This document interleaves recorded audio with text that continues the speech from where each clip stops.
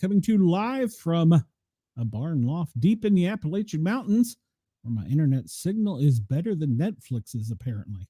How's everybody doing? I hope they're having a great night. Ladies and gentlemen, from coast to coast and around the world, you're tuned to the Sportcat Show. That's right. This is Sportcats Misfits. We're live every Saturday night at 9 o'clock. And then we rebroadcast on WDJY, and we're live on Yerg's Radio. You can go listen to us over there at yergsradio.com. Thank you, Ross. I appreciate it. And of course, we are also on the Rainbow Radio Network.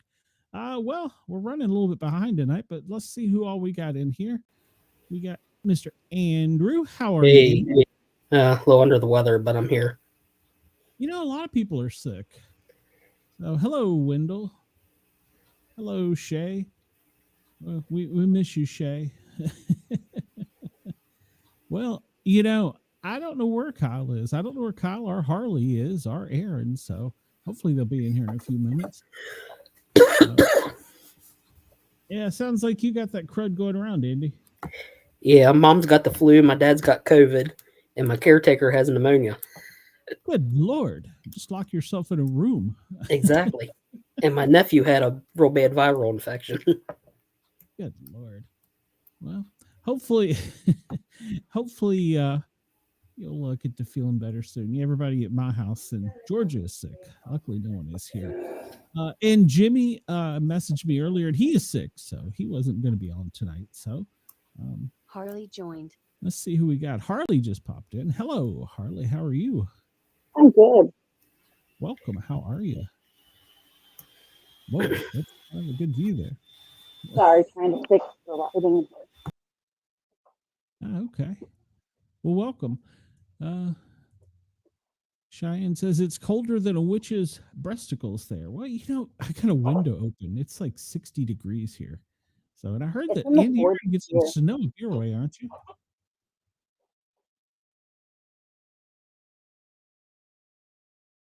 Did you hear me, Andy? I said, are you going to get some snow up your way? Up here? I don't know. I hope not anytime soon. No, okay. No, we're not. Glenn's a green screen. Oh, a green screen. What?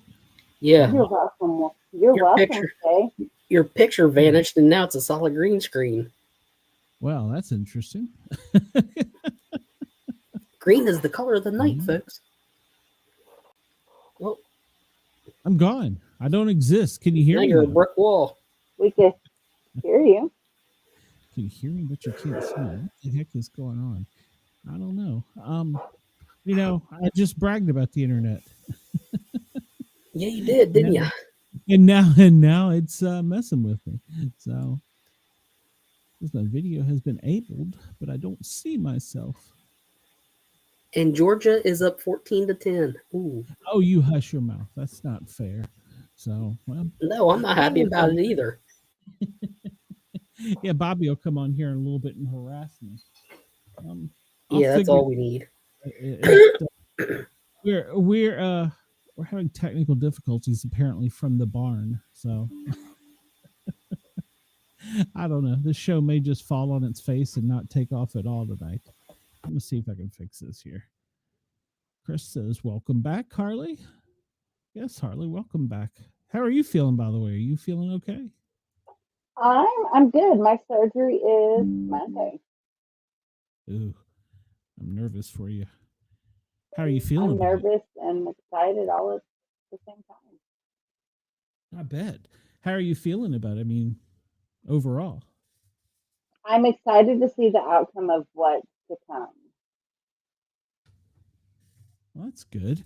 Hopefully, is it outpatient or will you be in for a couple days? I will be overnight.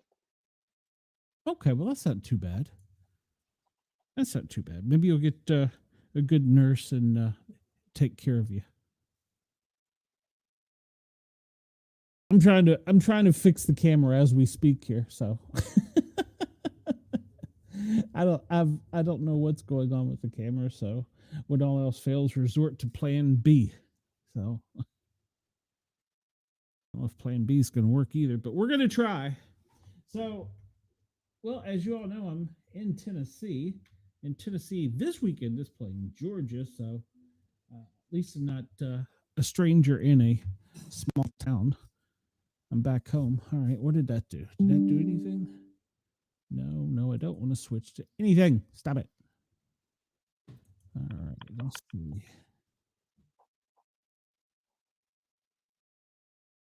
Okay, well, good Lord. Well, it says my camera is locked now. So apparently I'm locked out of my own camera. How the heck does that happen? How do you get locked out of your camera? I have no idea. No idea how that happens. But it's happened apparently. So let's just, no, I can't do that. Did I do that? I did that. What'd you do, Glenn? Nothing. What happened to me? Where'd I go? I don't know. I added the other second camera in and The ghost of Glenn. Here we go. well, can you hear me still at least? Yep. Loud and clear. At least you can hear me. I mean, I do have a big mouth, so I guess that's the most important thing. So we'll just do that for the moment. And I'll move myself. Well, no, I'll stay where I'm at. So yeah, it's weird. I don't know why it's doing this tonight.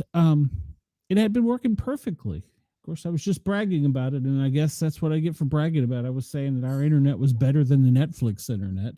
So did either of y'all watch that fight? I didn't watch the end of it. Yeah, I got two. I guess there were they really rounds. I mean, they had them shortened, but I got 2 rounds free on the internet. Somebody was broadcasting it, so I got to watch a couple rounds. It looked to me like Chris was just dancing, or Jake was dancing all around and not doing a dang thing, and that Tyson was more aggressive. But what do I know? He did keep biting his glove like he wanted to go and hit him. He was rabid, so he looked old. He is definitely not the Tyson we knew when we were younger. So He is like in his 60s now. yeah, that's what I was thinking. He was at least 58 or something like that, wasn't he? Yeah, they announced he was 58. Yeah, that's crazy. So I would be happy though at his age to be doing that. So I can't do that now at what the hell am I, 55? So, well, you know, one thing we were talking about that.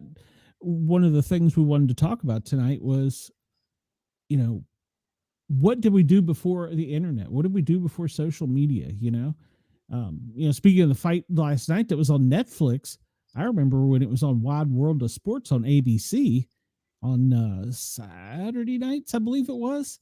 So yeah, I remember that was a long time ago. So, you know, when I was a kid, y'all can't see me obviously, but when I was a kid, we had like 4 channels, and if mom wanted to watch something, well, you didn't get to watch the TV. And I was the remote control changer. I can still remember the was it Leon Spinks and Muhammad Ali, I think fight. That was a long time ago. Yeah, I remember that. I was over at a friend's house and watched that. So my audio Like I know is growing up, we didn't we were told to stay outside until the lights came on, and we had to use our imagination. Yeah, we had to basically go out in the day and come back when it was dark. Chris, yeah, that's been all over the internet. When I first started seeing the memes going around Facebook last night, I was like, what are they talking about? And then somebody posted the actual picture. Yeah, that was disturbing as hell. Yeah. So, but I did hear on ESPN this morning, what's the Kelsey brother that does the ESPN, not the one that's dating Taylor Swift? He said that he almost had an incident like that. Was it Travis? Yeah, that's the one. Yeah, he said that press came into the locker room and he almost had an incident like that. That's crazy. Yeah. Well, I mean, you're in the locker room doing your thing, and what do you expect? So Exactly. I remember a long time ago when that was actually a controversy about letting reporters in, and then when they were letting the reporters in, then the female reporters were like, well, we're not getting let in. And so they were like, you sure you want to come in here? Now it doesn't matter. Anybody and everybody can go in there. So Andy, back before you had all these computers and fancy things, what did you do for fun? Played outside. Exactly. And you have your scanners too, so. Yeah, I got my first one in 1989. Was it a crystal one or was it a programmable? Programmable handheld. I got you beat. I had a 4-channel crystal. Ooh. One. Yeah. Actually, I still have it. It's on my top shelf at the house. So. Yeah, talk about obsolete. Jeez. Yeah. Well, hey, I was on my 10-speed and I was running calls in 24's first due. I would show if it was in a 24 box anywhere near my house and I heard it on the scanner, I would be on the bike going to it. That'd be like me in my neighborhood. I wanted to be a fireman since I was a little kid. So yeah, I ran calls on my 10-speed. The fire marshal I was showing up so many times finally had to ask me, who the hell are you and why are you here? So no, I'm not setting them. I'm just watching. So that was one nice thing. The fire station wasn't too far away. And so we would go over there, or I would go over there and I would hang out the station. I mean, I was cleaning stations and eating at the station before I was even a member. Nice. Yeah. The station I first joined, we only lived 3 or 4 blocks away. And every time we have to go out for a walk, we'd have to go down to the fire station. Yeah, it was a couple streets over and across Richmond Highway. And I wasn't supposed to cross Richmond Highway, but I ended up crossing it anyhow. So after school, I would have the bus drop me off there sometimes. I don't think kids nowadays would know how to do anything without a device or something glued to their hand electronic-wise. Oh, I agree. And, my kids, my youngest will be 13 here on the 1st, and I got a 13 and 14-year-old coming up. And I have to keep telling them, you can't see where you're walking with looking at your phone. Yeah, exactly. Yes, Chris, I was a big fan of the TV show Emergency. There was 240 Robert. There's another one with Lauren Green, Code 3 or something like that. Yeah, I was a big fan of all those growing up. So I can't confirm nor deny that. I would set fires in my backyard, then put them out. So, hey Ken, welcome. I'm down the road from you, Ken. I'm in Knoxville. So yeah, Emergency was one of the shows growing up that basically encouraged me to ruin my life and become a paramedic. So I should have just stayed a firefighter. I didn't realize the implications. I'd have to be on the box or on the ambulance and running calls all the time. I wanted to be on Big Red. That didn't sound exactly right, but you know what I mean. So I want to be on the Big Red fire engine. Yeah. Yeah, I was thinking about that the other day with you're talking about having the phone in your hand all the time, GPS wise. I don't know that I could navigate to a lot of places now without Google Maps or Waze, and like we were just talking about when I was on a bike, I could name any street and be on it in 10 minutes, but now I don't know that I could do any of that with Google Maps. And remembering phone numbers, like in those when we were younger, we had to remember the phone numbers to be able to know who, like, to call people. But now you don't have to remember any phone number; it's all right there. Yep, exactly. Yeah, I still remember a lot of my friends' phone numbers. And like, what's going to happen to us in society when, like, if there's a network big issue where we can't even get into our phones? Yeah. Well, that's actually happened as a paramedic on emergency. Have been needing to contact family members and you can't get into their phone because it's locked and they don't remember the number. So yeah, that's happened quite a few times. I try to always remember my mom's number and my wife's number. Other than that, I don't know. But right now, I don't know that I could recite either of them. Like, I think the only one I actually remember is my daughter's and my grandma's, but my grandma's passed on, so I still remember that number from my childhood. Oh yeah, I remember. Well, like KG, I remember your phone number. I remember a lot of my friends' numbers growing up, but yeah, right now I couldn't tell you what Ken's cell phone number is or any of my friends' cell phone number. Yeah, at our old house, we had a 4-digit address. Then they changed it to a 5-digit address. Yeah, well, it was a big deal to us when they put that +4 on there that we had to remember it. Oh yeah. We'll see up here in Cleveland, if you in Ohio, there's I'm in Parma, and it's a 440 area code. But if you go into Cleveland, you're 216, and then you go to a different part of the area, you're a different area code. And to call, if you're in Parma and you're calling someone in Cleveland, you have to push the 216 them, or it won't call them.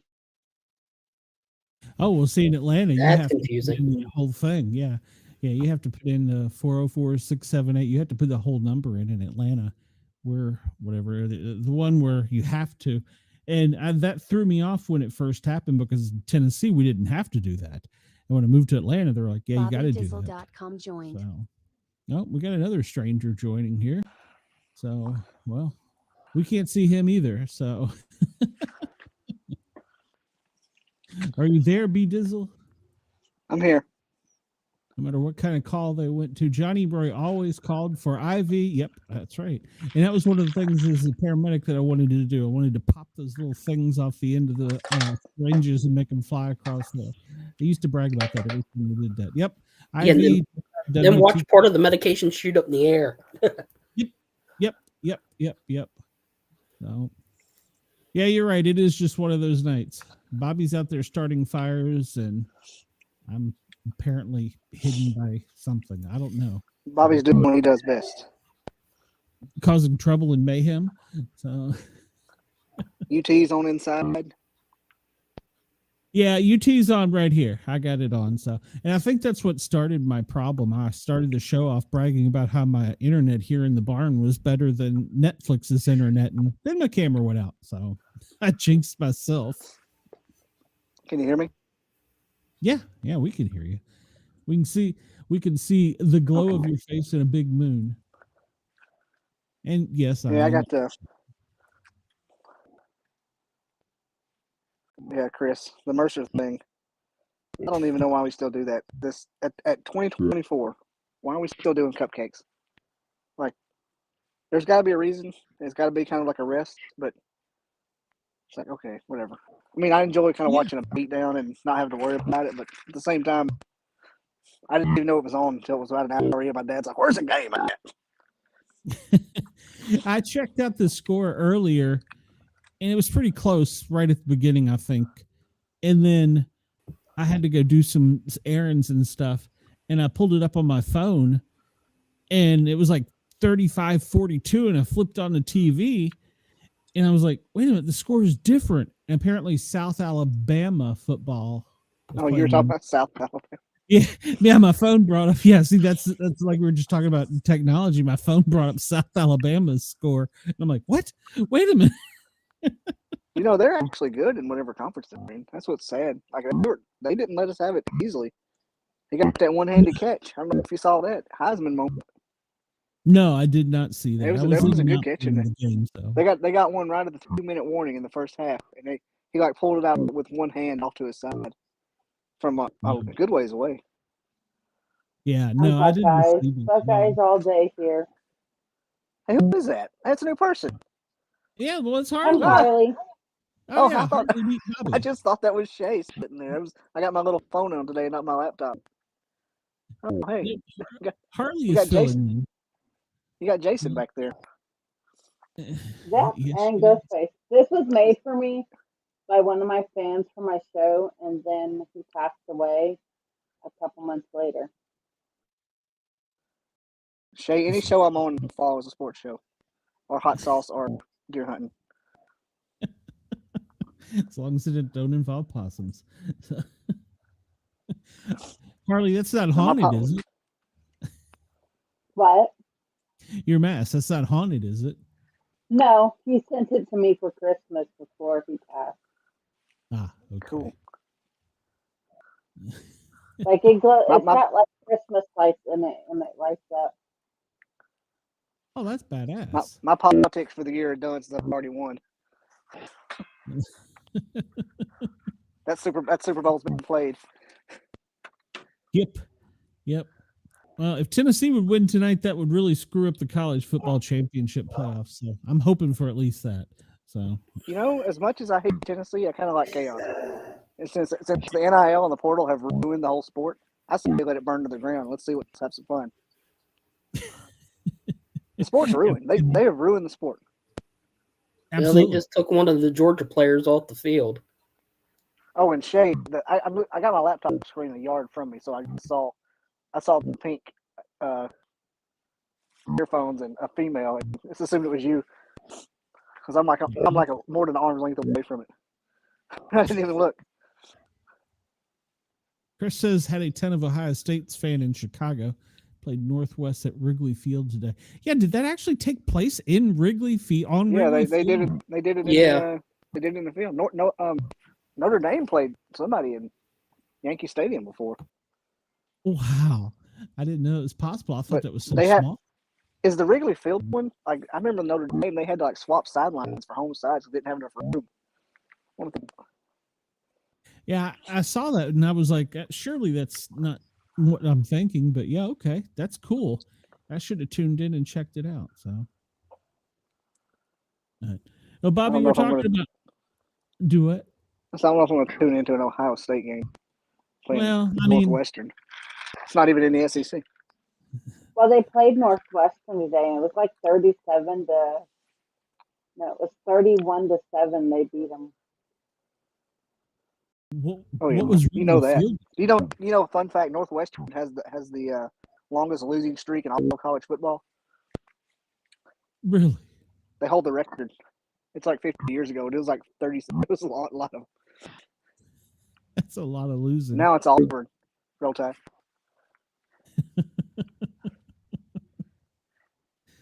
Oh, shame on you. So Harley, you saw part of the Wrigley Field game? No, I just live with a big Buckeye fan. I saw a bunch of highlights during the halftime. I knew it was happening. I saw them put it down. You know, they do the time lapse where they build it all. I'll have to check it out now. I hadn't seen it. Yeah, it's Because fun. I It's really- fun. There's not enough room inside there to do one, but they try. Yeah. Well, it's like I know we're talking too much sports tonight, but they're doing a baseball game on a NASCAR stadium. What in Bristol? Is it Bristol? Yeah. So- Didn't Tennessee play West Virginia and Bristol? Yeah. The Brown Stadium's moving about a Virginia Tech. mile from me, from where it's at now, to a mile from my house. Are you gonna go? You gonna be a big fan? No. You live in Ohio, obviously. Yeah. You ever heard of the Minerva Monster? Or the Ohio Grassman? Minerva Monster is a cool one. It's over in East Ohio. Chris says with the renovations they made at Wrigley Field, finally made it possible to fit an entire field in. When the Bears played there before 1970, one end zone was only like 8 yards. Wow. Chris, did you see when Notre Dame did it in Yankee Stadium with Army, I think? And they had to like all stay on the same sideline. Awkward. Yeah, no kidding. Get on the field, you son of a hey. Yeah, exactly. Sharing the same Gatorade bucket. All right, what were we talking about? I'm just hanging out here. Oh, no, we were talking about what did we do before technology? What did we do before we had Facebook and all the internet and all of the stuff that we have today? You know, we were reminiscent on the old push button, or if you were really old, rotary button home phones attached to a wall. With the big long cord that you had to go to the other room and with the cord stretched all the way out. Yep. I used to live at the end of a holler, and we had a party line. Oh God! So you could only call if somebody else was on it. Mm-hmm. I remember, yeah. One line for the whole. It was just a mile long dirt road off the main road, and you didn't pick up the phone. And my mama's neighbor named Daisy would be talking, and you could dial it with the rotary. You hit the rotary phone, it would make that pulse sound. You go, somebody's dialing again. It was like me and my house and my grandparents' house, maybe my great aunt and like my great uncle, and it was like 5 or 6 houses way back off in there. And I remember I used to pick it up and dial when I heard somebody because I thought they always complained. I had to be like 4 years old. When that I wish rang, they bring back like the old MySpace, like how MySpace was back when it first came out. Mm-hmm. I wish MySpace would come back instead of everything we have now. Yeah. MySpace. Do you remember late 90s, early 2000s? You could build your own website. And you're like, I had my Bob's Hillbilly website, and I just had little pictures I'd post on there, and you could put your name in it. And then MySpace basically turned into GeoCities was the main one. Yep. Put Yep. music That's on what there. social media. People opened your page up and play that song. Mm-hmm. And you put your little background. I never had a MySpace. I went straight from GeoCities to Facebook.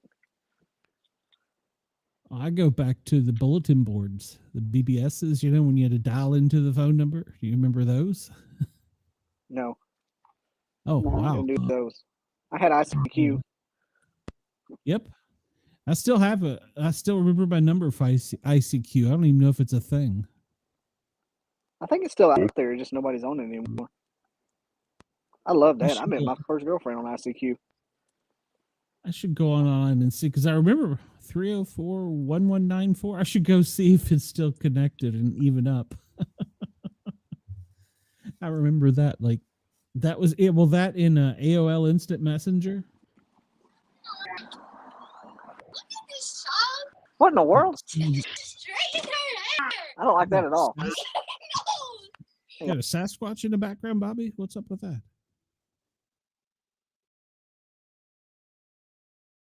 Yes, Bobby's getting attacked by little children in the neighborhood. So I was going to ask him, he was talking about that party line. when it rang, I wonder if it rang to everybody's house. That's kind of weird. No, I'm calling for Aunt Betty. All right, why am I hang up? Well,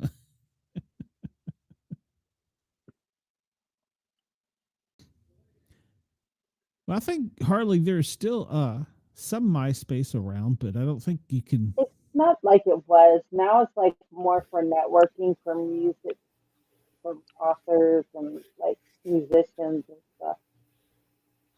Okay. Yeah, I don't even know if I still have an account there. I was trying to think. I saw everybody on Facebook here recently has been talking about Blue Sky. I don't even know what that one is. I've seen that and I was like, what is it? Hell. Yeah, I'm gonna have to check it out. That and what is? There's another one, something house. I can't remember what the name of it is. I saw that everybody's switching over to that. I don't know what. I mean, I guess it's just the way it goes over time. Everybody just migrates from one to the other. I'm trying to think. Blue Sky, and there's another one. It's something house. I'd have to go look. I don't have it on this computer, but on the home computer, I put it on there just to see what it was about. But I don't know how to use it. I'll be honest. I'm old. I can't figure the technology out. I don't know that I'm going to be trying to figure out another social media. Yeah, You know, I'm good at figuring out more. I fully anticipate sometime in the future that Facebook becomes federally or like mandated to have as like a piece of identification or something like that. But I'm about done with it. Yeah, I don't know that I want to learn another one either. And you're right. I think that they might just, between that and Google. And, you know, the weird thing about social media is some people are loyal to like one thing. Like they won't get off Instagram. They won't get off their TikTok. You can't move them off Facebook. And when you know, Harley, you know that. Well, Bobby, you know this, when you're trying to grow your shows and stuff. Yeah. It's hard to get people from what I got 5,000 followers on TikTok and I got like 400 here. I don't get And it. the algorithm doesn't work out. Yeah, I don't get it. I got a video that's getting tens of thousands of views on one and tens on the other. I literally I'm talking pushing 100 grand. The other one's got 431. Like, what are you found Mike Tyson? I'm a Murata. He's your children. I don't know. I don't understand the algorithm. I'm about to change my show name anyway. F the world. Well, you might get more attention that way. No, I'm tired of being pigeonholed. Oh, you're tired of the Like Bigfoot? there's some nights on my show I have a lot of viewers, but then other times I only have one or two. I'm not tired of the Bigfoot thing. I'm tired of only being able to talk about stuff around. Yeah. Well, that's why I try and stay paranormal light. Yes, everybody, please like, subscribe. We got to get close to 5,000. We're like 400,000 short of that. So mine picked up when I started doing those shorts, man. Algorithm likes the shorts. Algorithm enjoys the shorts. I've tried to do some, but I have only managed to do maybe like 5 or 6. So I'm not very good at doing that stuff. I think about changing my show.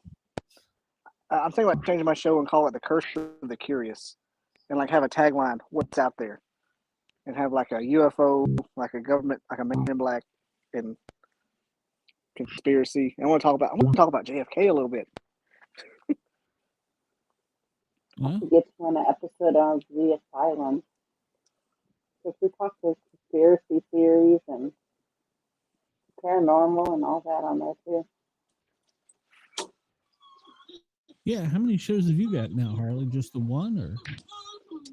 Well, I do the Asylum with Harley and Joker, and then I do the Mod Squad, and we have quite a few different shows on that network.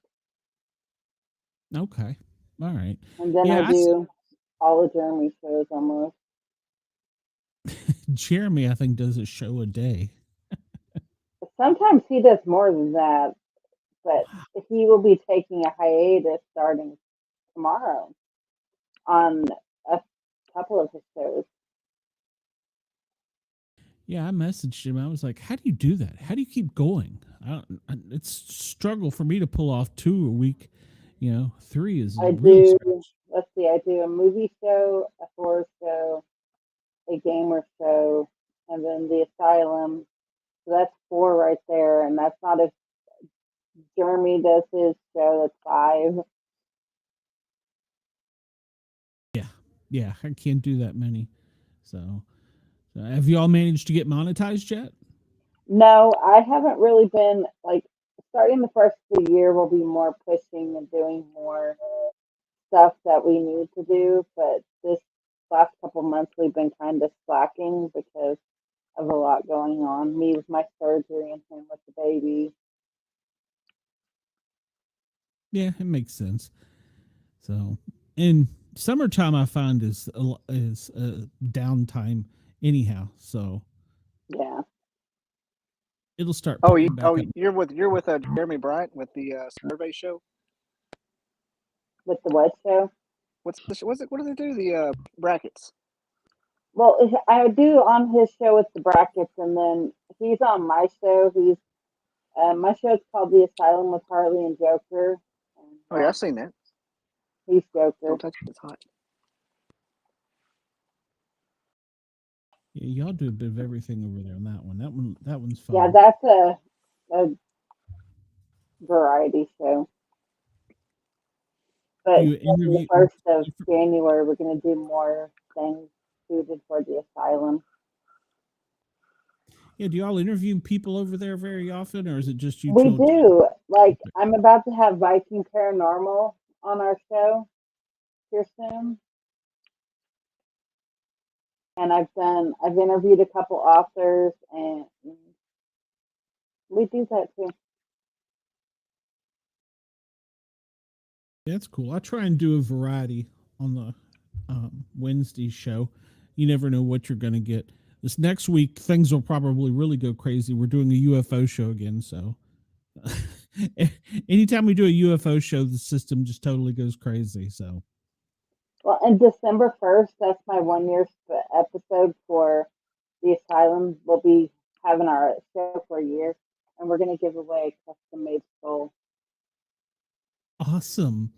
How do you get a custom-made skull, by the way? There's a woman named Lisa. Her site's called Skullectomy by Dilt 7 Studios, and she makes every one of these skulls. Like, none of them are the same, and so she works hard on these skulls. I bought one from her last July that I took to Mad Monster and had a virus on.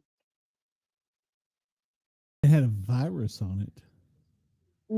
No, I had Elvira sign it. Oh. Sorry. Okay. I heard virus too.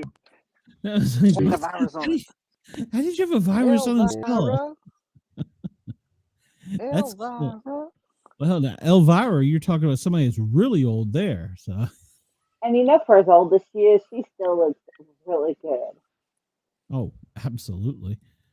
Surgeries have done her well. Yes. Bobby, you're thinking of a different Elvira. Chaka, mow. That's I know old. Elvira. That is. That's Oak Ridge Boys, isn't it? Yeah. Didn't I always thought they were the same people. Why wouldn't they be? Mama, I've got this. When I was little, I thought it was the same guy. I thought they were the same person. literally? I got this idea for like a mini series about the Twilight Zone, but it's based all on country music. Like the guy from Calling Baton Rouge, a serial killer, going across the country killing folks, calling his girlfriend, kind of thing. I like it. I've got all kinds of them. I've got like a whole notebook thing on Google Docs about it. Like it was crazy. Like Papa Love Mama was actually the dude from Calling Baton Rouge. There's a dog. How do you keep up with all that stuff? That's on Google Docs. Well, I know, but how do you? I don't know. I guess I'm not that creative. Well, I've got severe ADHD, and when something walks in, you got to ride the lightning, man. You got to write it down. That's why my show Is it- changes so much, because my ADHD flares up, and then I'm like, oh, we're going to do this week. And then Jeremy's like, that doesn't fit the asylum. I'm like, I don't care. Yeah, that's the niche thing is weird. I've done really well with it, and I think since I know the rules a little bit, I can break them. And that's why I kind of want to go. I want to pull back a little bit, but still keep it strange, but maybe include a little bit more, not as paranormal, but maybe just weird. Have some more scientists on. Weird is always good. So I enjoy the. I got another idea for a show called the Lab Coat Lounge, and it's where I want to have scientists come on and talk about concepts in their field that they're not allowed to talk about at work. You know, that makes sense. I think that'd be hilarious. Give them a little bourbon. I'm having a little bourbon right now, as a matter of fact, in my Game of Thrones cup. House Stark. Oh no, you're not having Daniel Boone or Davy Crockett, are you? No, this is Woodford. Oh, None of that Knoxville crap tonight, baby. None of them volunteers in my cup tonight, baby. Coonskin caps. They do make good pancakes, though. You gotta give them that. Yeah, I was afraid you were going to run around your boxers on that show, so I'm glad you didn't. I don't know what happened. I don't remember anything about it. I'm glad y'all enjoyed it. I don't remember much past talking about pizza to Chris. Harley, that was a 5-hour show where we just continued to watch Bobby drink. And I saw that. Oh my God. I saw that stuff in my cabinet the other day. I was like, dear God, why are you still here? If it didn't have such a cool bottle, I'd get rid of it. The bad thing is it looks like it's grown. It's like it's still got as much as when you started. Yeah, what if it's like haunted? It's like this forbidden. It's repurposed liquor. God, have you been to that place before it changed to a breakfast place? No. Yeah, it was. Now it's got like the best breakfast in Gatlinburg, but I don't know what happened to the distillery. Heck, everything's Like moonshine. Yeah, everything's that's Great Smoky Mountain moonshine now. This was trying to compete with it. It just didn't. They just changed it to Crockett's Breakfast Camp. Yeah. It was hard. It's hard to compete with Great Smoky Mountain Distillery or moonshine, whatever it is. That ain't nothing but furniture polish too. The only one I like is the Blue Flame. That's it. That's the only one. That's the That stuff's so rough. Yes, it is. Speaking of furniture polish, the Blue Flame, really? That stuff is terrible. Yeah, that's the only one I like out of all of them. That or the cherries. It's good. Moonshine cherries. It's good, like in a little shot. My mama loves the cherries. We have a jar in the fridge right now. We haven't given her. But as far as moonshine goes, like I explained to these people, I'm like, moonshine was made because it was illegal to have. It's not better than bourbon. Like you're not moving some kind of flick because you're drinking something that tastes like you're drinking something out of a bucket. It had a purpose. Oh yeah, agreed. Look, look, Chris. Look. Let me talk about this. You gotta preface it with "Roll Damn Tide" or whatever it is. Roll Tide, roll. Or I don't know. Tonight I got my hot Atlanta Braves hat on, so I just look, Chris. You're I don't like baseball, but come on, Chris. I have a really big head, and so any hat that fits good and is navy blue, I buy because I look good in navy blue. Did you watch that fight last night with the girls before Tyson? No, I didn't see any of it. I saw a couple of the rounds. I guess you can call them rounds with Tyson and Jake on YouTube before somebody got kicked off. But that was all. One of the girls one of the girls got in trouble for headbutting another one, and it was an Irish girl named Katie Taylor. Yeah, she headbutted a dude and like split her eyebrow open. Other girl, and her manager said she's got a big head. And I said, I too have a giant Irish head, Katie. Are you not allowed to headbutt? No, not in boxing.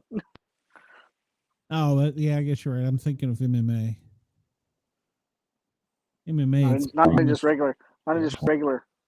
Boxing's only hands only. he said, she's just got a big old head. I'll have to go look and see if there's a clip of it on YouTube or Twitter. It's after the fact. It's the Puerto Rican girl's manager talking.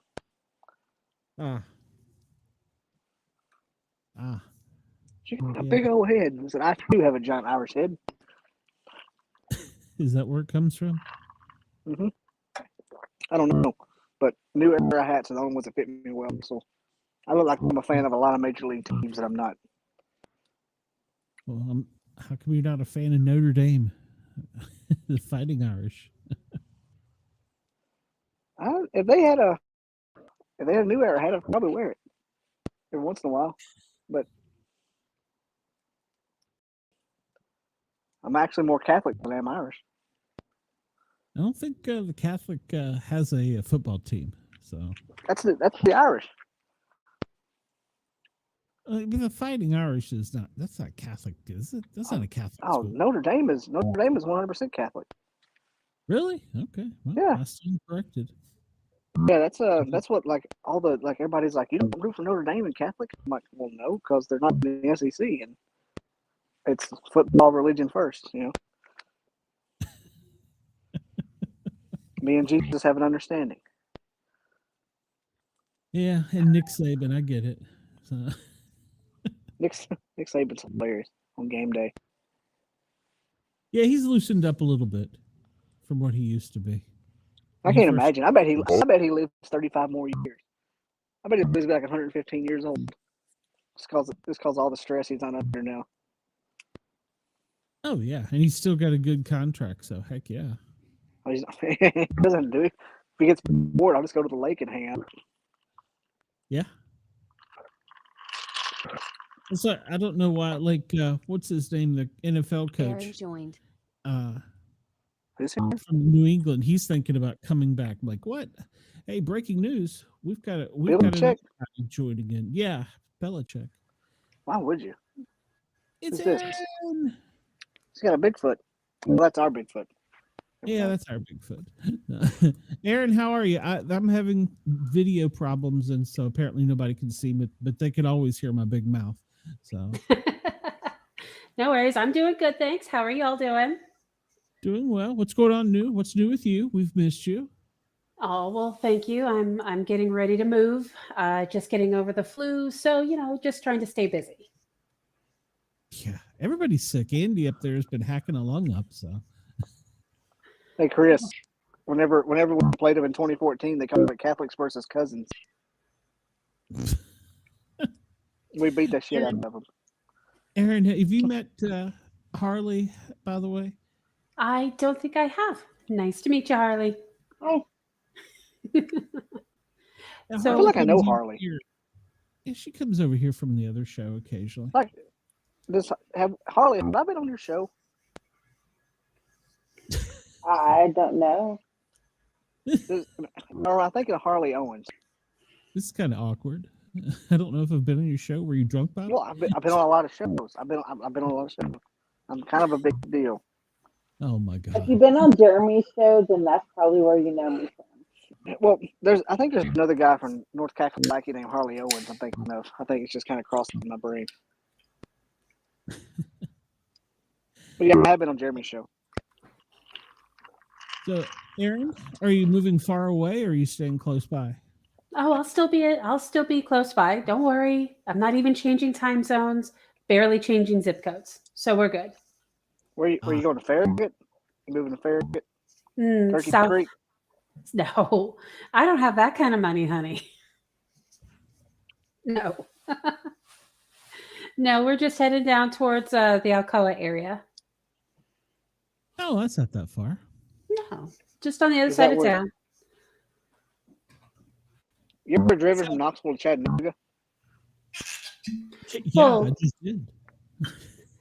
Yeah, I've done it. That's where I go get my second fix of McKay's, and I have to go all the way down to Georgia to get my Del Taco fix. So every so often, it's a trip. Where you been? So you've been through the fog zone that smells like paper mill. Oh yeah, I go up there. With your area a lot, so I know all about all that. oh yeah. Actually, No, I'm very in, familiar with that. Yeah, I worked in There's always a- Loudoun County when they had the big wrecks, and our units were called to go out that way before, from 2 counties Fog? away from Knoxville all the way to Chattanooga. Yeah. Oh yeah.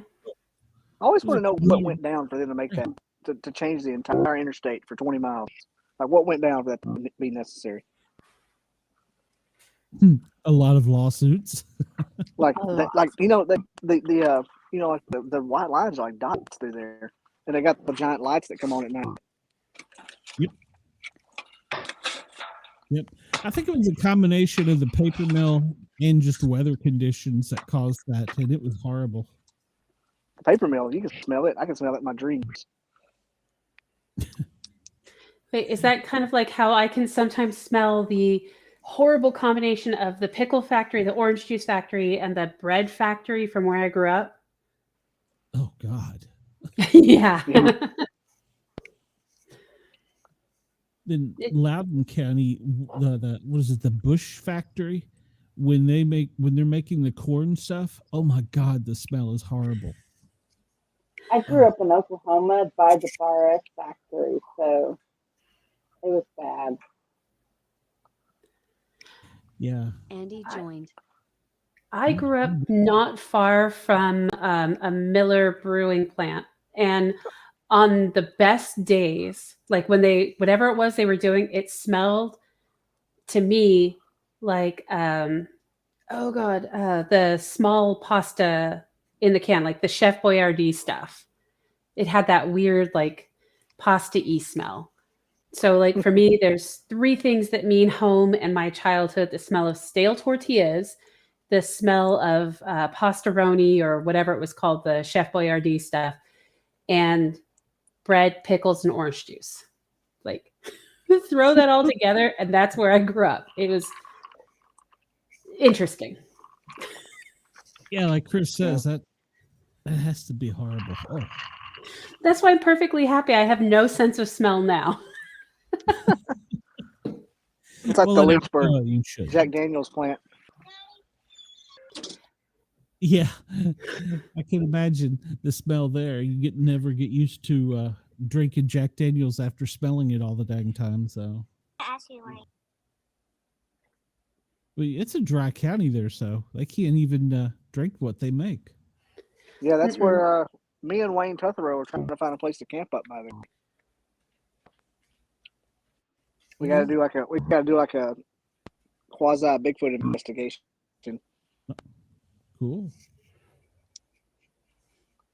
Hopefully, you can find a location and go live from it. It's gonna be at a dang RV park. I mean, you never know. The Sasquatch could be up there somewhere. You know. He's got all the like the equipment and stuff. So I want to go someplace that at least has seclusion enough to do something. I don't care if I see anything or hear anything. Tutherow, Tutherow, Tiffany's host.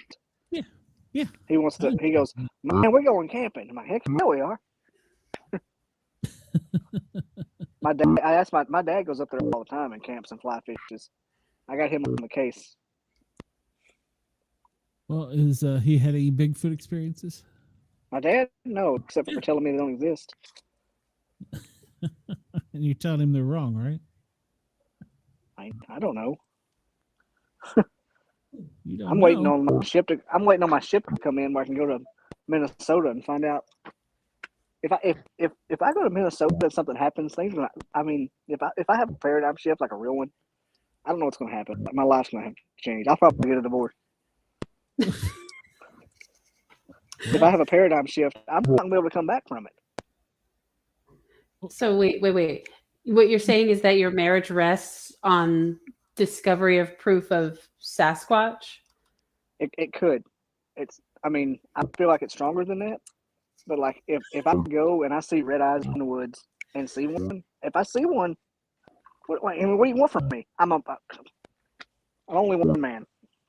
Okay, so here's the thing. I'm gonna find your wife and I'm gonna be like, hey, if you ever want to divorce him, just let me know where he's gonna be. Out there searching. I'll hook you up, girl. It's okay. We'll get you straight. She'd probably do that tomorrow. She'd have one in the backyard in 20 minutes. What the? Oh, shit. I had to draw it down. I had to get Sean D.B. Cooper to let me pull my gun on him. Inside joke there, but it's funny.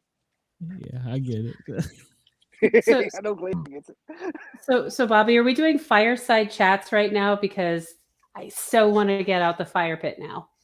Well, yeah, I'm not going in the house. I got the fire going. I went and got s'more stuff. I got s'mores and a bottle of bourbon, so I'm outside for the foreseeable, as they say. Okay, so are you dipping your marshmallows in the bourbon first? No, the kids ate the s'mores. I'm having the bourbon. The kids drank the bourbon. I'm keto. I'm keto. I can't have s'mores. I can't have bourbon. Well, let's see. I'm drinking one myself right now, so it's all good. I got unsweet tea and bourbon. Are you even Southern? Unsweet tea? I was going to say, how are you in the South? I had to. It nearly killed me. Oh, that's that keto crap. You can't have it. Unsweet tea nearly got me, man. Because I was Cy Robertson with unsweet tea and Mountain Dew. I ain't had sweet tea in years. I still love a glass every now and then, but not very often. It's glorious. It's like sweet mommy's milk. Yes. I worked at a tackle shop. We had the best recipe, but golly, it was sticky drink. This liquid about alcohol makes me jealous because I can't have any of that. All right. Well, let me do something here. Everybody, WDJY, thank you for tuning in. Remember to come over tomorrow night and listen to Hour 2, or you can come over and find us on the Sportcat shows on YouTube and watch us live every Saturday night, 9 p.m. We will see you soon, WDJY. Let's get ready to rumble! I'm Miranda Maverick, and when I'm in fight camp, I never listen to the Sportcat podcast. And we're back, everybody, from WDJY. Thank you for tuning in. We're glad you're here. We are live on the internet. You can find us on the Sportcat shows. And, of course, we're also on Yergs Radio. You can find that at yergsradio.com and Rainbow Radio. We're live there as well. And we're joined by a special guest, Andy. And, well, you can't see me. And Bobby Diz apparently is hiding out in the woods looking for Sasquatch. So we're not sure what's going on with him. We've got the beautiful Aaron, and then we have Andy as well. So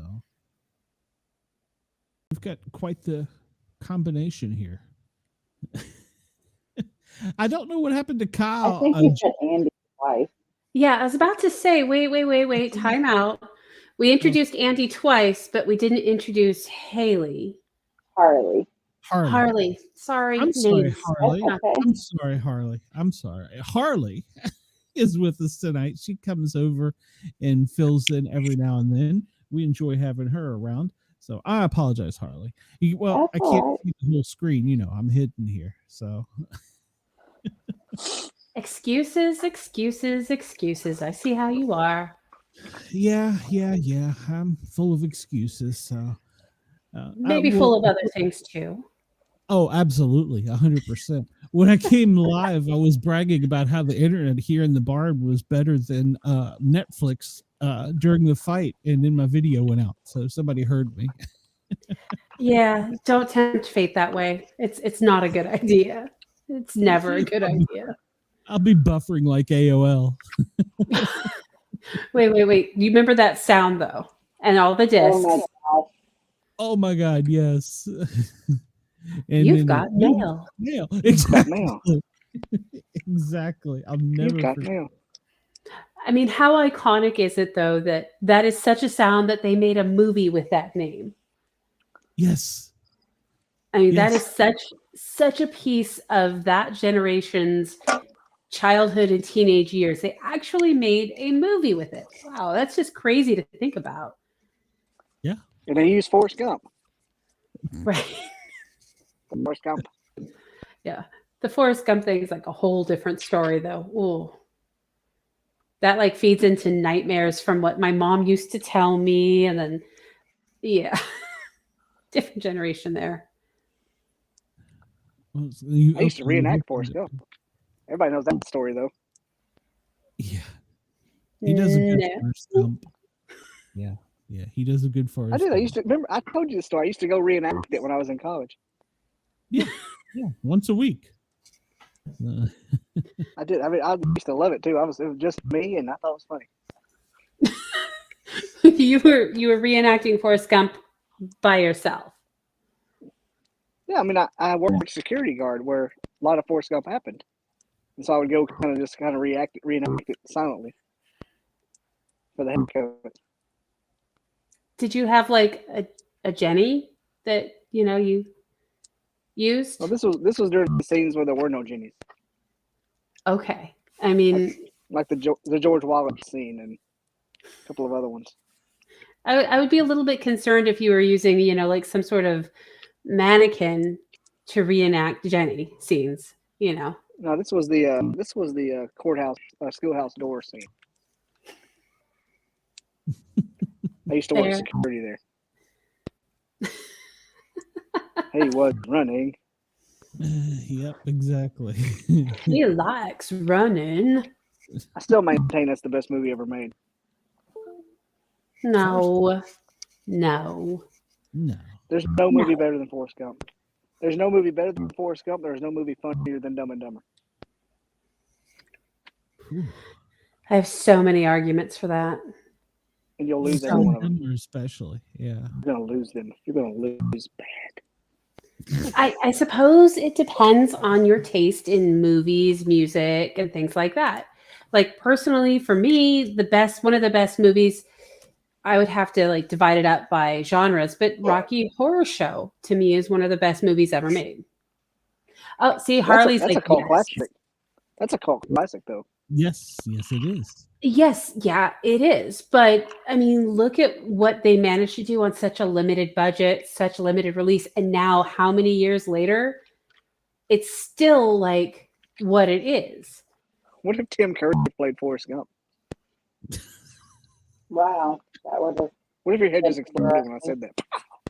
My head did. Like I think my eyes rolled back in my head, and I think I might have had a moment at that thought. Well, thank you. A lot of women do that when I speak. It has nothing to do with you, honey. It's all Tim Curry. Oh, behave. Tim Curry. That dude, the wolves say we are watching. Tim Curry is low-key a goat, and I put respect on Tim Curry's name. The man does no wrong in my book. No. He gets no credit. Everything he does is 120%. Okay. Have you ever seen when he was the head wizard in the witch movie? Oh God, the worst witch. The worst witch.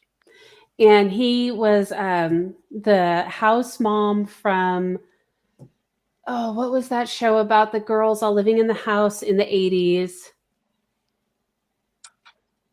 Oh, come on. And there was Blair and Joe. Oh, Facts of Life. Yes, Facts of Life. The house mother from Facts of Life played the other head witch in The Worst Witch. And that was a fantastic movie. It was awesome, and I loved it. It was horrible. And how do you say her name? Firuza Balak? Names. I remember when he was the butler in Clue. It was just running around. That was the funniest. So legitimately, I made my children sit down and watch Clue with me the other day, and they were like, what is this? That movie is Why? hilarious. The movie is hilarious. Charlotte Rae. Yes. Charlotte Rae. That was her name. I She made a reference played. to her on Family Guy once. They've made references to everybody on Family Guy. It's They're Family Guy. talking about her giant jugs with age spots on them and stuff. Hey, Okay, guys, I have to hop off. My son is getting sick. Oh my God! Go take care of your family. Bye. You soon. Good luck on your surgery too. So Thank you. Bye. Bye. Bye. And My then phone's trying to die. It's getting close. you got an iPhone. It'll last forever. Well, I haven't plugged it in all day. You dork. Well, I've been trying to keep an eye over here on the screen to the game too as well. So It's tied up. Look like It is 17-17 right now. We are talking Tennessee, Georgia, right? Yes, of course. I saw Florida. I watched that entire game with LSU. That was crazy. Well, because we all know Bama's not going anywhere. Except the playoffs. Oh, they'll get the game. You're They're so lucky to cute be and in delusional. Nashville. We're top 10. It's only 12. We're going. Whatever. The Fighting Irish are going to go first. So Maybe they'll win a game postseason if they tried. good luck with that. Well, Aaron, what was your first? What was your first? I'm trying to think. Social media fix. Did you like Facebook? Were you MySpace? Were you something else? Or Honey, I was AOL. Yep. Yeah. AOL Instant Messenger, the AOL chat rooms.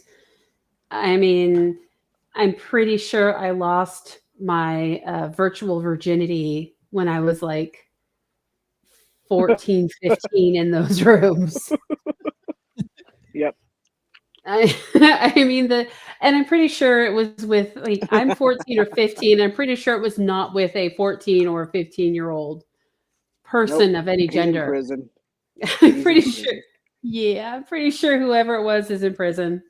You know, I mean, I remember getting the dings. You're invited to this private chat. Yeah. But you know, ASL. Yeah. I mean, the things that I did in those chat rooms, wow. Not appropriate for that. One cyber. I was not bad at it, you know, all things considered. At 14? Hey, I had a healthy imagination. Well, I still do. Yeah. It's a shame. You could have converted that in today's technology and made some money on it. So there's still time. I don't know. Do it. That's where it is now, apparently. So yeah, but don't you have to like do like the OnlyFans and make money to make money, or can you make money on Snapchat now? I know what they do is they Snapchat you and they'll send you a couple pictures and they'll be like, oh, well, if you want to see more, send me $20 in this account. And it's like, girl, these are probably pictures you found off of the internet. That's probably not even you. So I mean, realistically, yeah. So I have a friend who does have an OnlyFans account. She's known for her boobs. Very, very large, voluptuous, like huge boobs. Huge. And I happened to meet another person when I moved out here, and he was showing me pictures. Like, you need an OnlyFans account. You have great boobs. You need an OnlyFans account. I'm like, well, let me show you the person that I follow a lot. And he happened to show me her account. I'm like, holy crap, that's my friend. And I'm like, that's a kind of a small internet world, you know, when you start mixing OnlyFriends with your daily life. yeah, no kidding. Chris says, my girlfriend at the time found out her mom was cheating on her dad because her mom mistakenly kept herself logged in the AIM technology. So, Chris, your dad hit on your girlfriend? I'm not sure. I don't follow that. So his girlfriend's mom was cheating. Like, she found herself a hookup on AIM, AOL Instant Messenger. She accidentally kept herself logged in. The dad went and used the computer and was like, who is this dude? And why is he? Oh my God. They're doing things because they're having open discussions about it. Because when it logged on as her. Ah, okay. So yeah, that's how that happened. I had an angry husband on Yahoo Messenger for a while. So why was he angry? He apparently didn't like me talking to his wife. So who knew? So yeah, okay. I can kind of see that, but so it was the girlfriend that caught her, not the dad. Got it. But same basic thing, so many divorces happen because of AOL and the beginning of the internet. Like, it's crazy if you think about it, because before that, how did you meet somebody you were going to cheat with? And now this whole world's opened up, and you can meet somebody who lives 4 states over, and you can have virtual sex with them. I mean, remember when online dating was taboo? Now it's like the thing. Now it's just like, you met him in real life. What a weirdo! Right? Real life. What a gay. So yeah, like, I actually used to meet people online, and I had this one boyfriend. I met him online. This is way back when. And people are like, oh, how'd you meet? And I used to be embarrassed. I'd be like, oh, well, I would have to come up with a story, because meeting somebody online back then, you were a bad word. Desperate. You were, Desperate. yeah. Oh, you were meeting and hooking up with guys there, and so I used to have to. Desperado, yeah. Singing Desperado. Yeah. Sorry, in reality, I was like a horny 19-year-old at the time. I didn't really care, to be honest. I was just some random horny 19-year-old who was willing to do whatever it took to have, relations. Well, I was never blessed to be able to do that. So, yeah, I got married right out of high school. Yeah. Sorry. You weren't ever able to have relations? No, I'm not. So he's actually a virgin. I am. Just ask my wife. You got married out of high school? Not far out of high school. Yeah. No. Good God. Yeah. Yeah. That's what I said. It's the. If I would have married my high school girlfriend, I would have emptied my.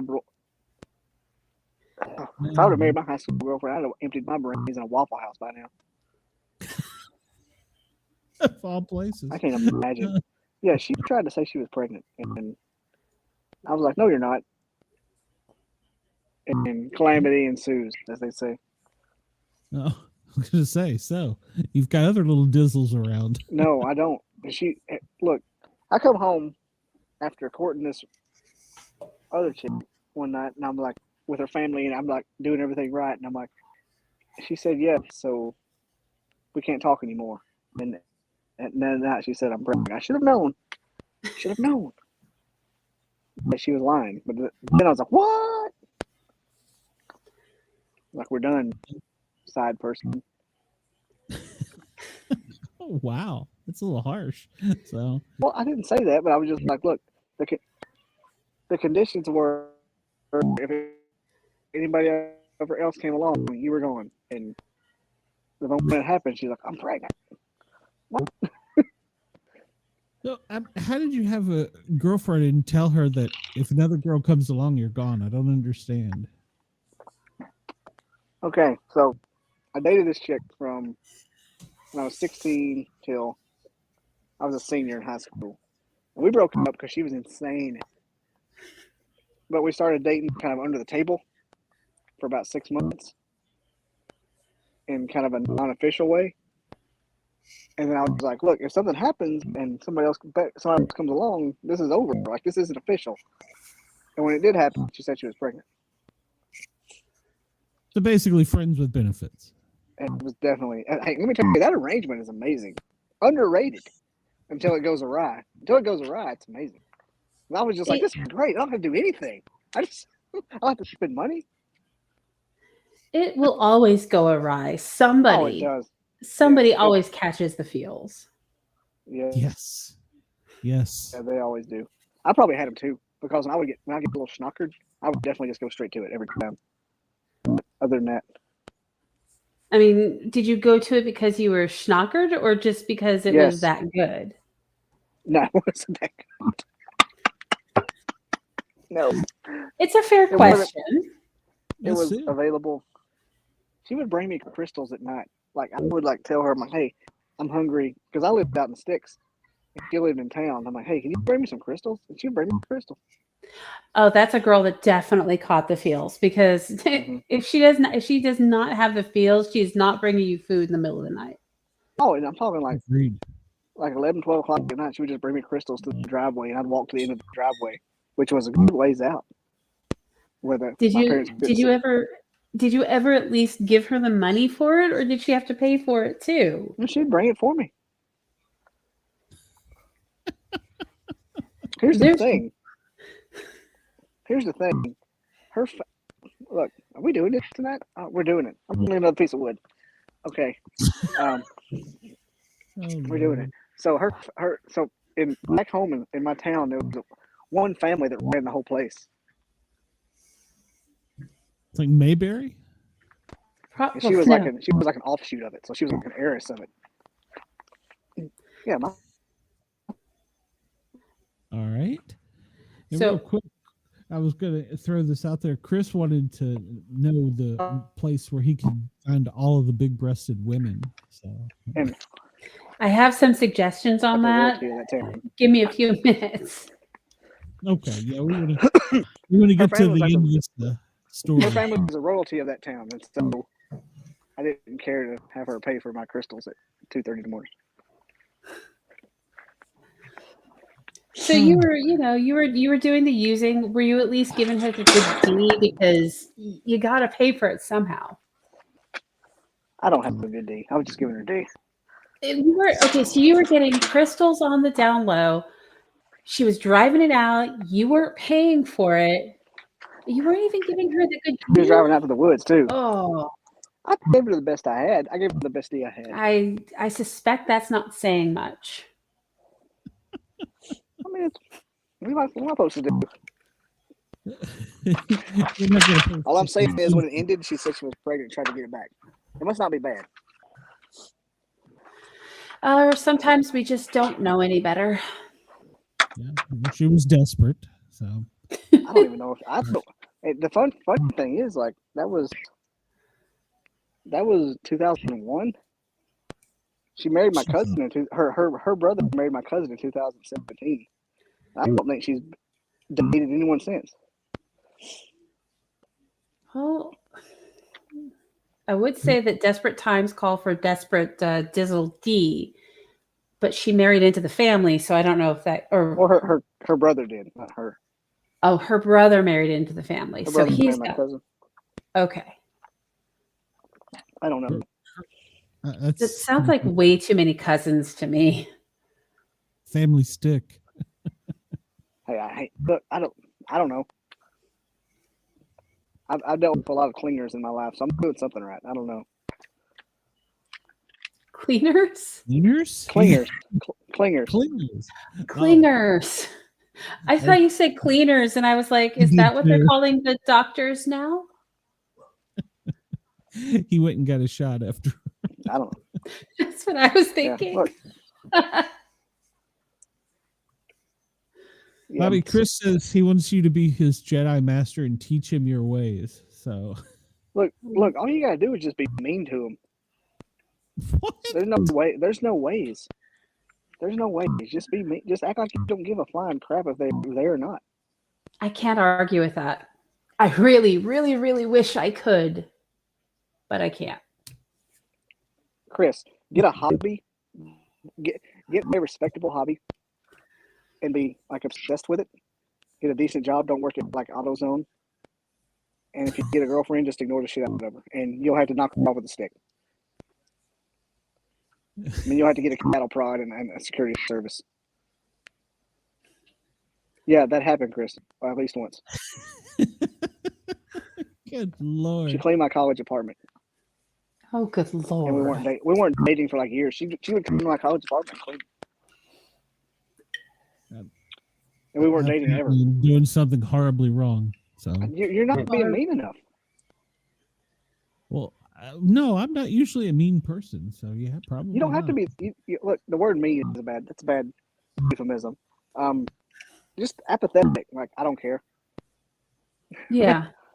Yeah, because here's the thing. If you're apathetic, like you said, just like you have other things that occupy your time, you're only interested in them when they're right in front of you. Yeah, they're gonna. If they're missing you, they're not dumping you, Chris. True. They can't dump you if they're missing you. Never text first, Chris. Never. I think somebody's gonna, pull my girl card here, but yeah, you're kind of right on that. Never text first, Chris. Get a decent job. It doesn't have to be a billionaire. It doesn't have to be not an AutoZone. You want that next click up and next click up. You want middle management. If you're AutoZone, you run the store. But and you want a nice hobby, like I bass fish on the weekends. I spend a lot of money on bass fishing. It's my hobby. Like I spend like a lot. And then just ignore them. And they'll tell them they're fat every once in a while. But here's the thing, that only lasts for so long with only a certain type and it only lasts as long as you want it to, Chris. Don't listen to her. It only lasts until you desire a certain quality of woman, because at a certain point in time, a certain level or quality of woman is going to be like, bye. You don't have time for me. It works on every woman, Chris. Don't listen to her. So Bobby, what is your secret? There's no software upgrade. They didn't put a software upgrade. They're all the same, Chris. So Bobby, what are your keys to a happy marriage? I need to know, because just get yelled at a lot. Just say, yes, dear. Yes, dear. Anything you want, dear. Absolutely. Absolutely. And then spend a lot of time on your knees. Just pay for everything. Yeah. Well, and get a hobby, because you're gonna be in the garage a lot. Muttering to yourself. Get a really good man cave, because you're gonna be sleeping there a lot. I'm in the backyard, Chris. Next to a fire. Drinking bourbon. In Tennessee, she hasn't called me one time or texted. So Glenn's a winner tonight. Glenn says I win. Well, if I'm taking life advice from you, you must be a winner. So look. This is even advice. This is just how it works. This is like how to start. This is like how to change oil in your car kind of steps. This is not advice. Oh, so Glenn, here is another show for you. The Misfits version of how not to date or how to lose every woman in your life. Listen to Bobby. Just listen to what he has to say, and you'll get divorced every time. I've been married for 15 years. And she is done fed up with you. Everybody's fed up with me. That's guaranteed. Look at it. Give her my number. I'll send it to you. Give her my number. And I will happily cause your paradigm shift that will lead into your divorce. A Bigfoot? Absolutely. I will figure that shit out, and she will pay stuff out, and she will pay me for it because she is done. I'm kind of liking where the show's going. I'm switching to the back camera. Oh, okay. Trying to find the Bigfoot. Yeah. Chris says a Bobby relationship podcast for men would be huge. It's not even hard. Apparently not. And I mean, yeah, it might be successful in the ways of like that. What is that new mewing culture thing with the men who you've seen all that crap? This was 2004. Well, yeah, you've been out of the dating pool a while. You probably couldn't do it now. If Mrs. Dizzle was to come home and say, "Well, that's it. I'm not a Dizzle anymore," and you were out, I have a plan. you'd be awful alone in Alabama. You have a plan. Do you have a backup plan, Bobby? Is that what you're saying? I mean, I've got I would gather up over the course of a few months and years about 50 to 100 chicks who would be available at all times, and just text down the line if I ever needed to fill a gap. Does the Mrs. Dizzle know this? Because I mean, I kind of feel like you're building her divorce case. Just saying. No, it's just in my brain. I'm gonna be subpoenaed to court. I feel it coming. Here's what happened. Here's what happened after a crazy chick from high school came along. What happened was I met who I thought I was going to. I met who I thought I was going to marry. I got my heart broke really bad, so I'm like, never another. And then my wife came along, and I'm just like, whatever. If this ends, is the last one. And that was my attitude. Well, so I wasn't really attached. Maybe the last one she wanting to knock you off and find another one. You might want the upgrade. Yeah, I got a nice policy. I wouldn't blame her. I am insured, by the way. You know, I'm not Mrs. exactly Dizzle, poor. Not come exactly see me. poor, Glenn. Mrs. Dizzle, we need to talk. Just saying. She doesn't like Tennessee fans. They smell like cabbage. Oh my God. We stink when we're boiled? Yes. You smell like Raisin Canes and shame. You smell like Raisin Canes and shame.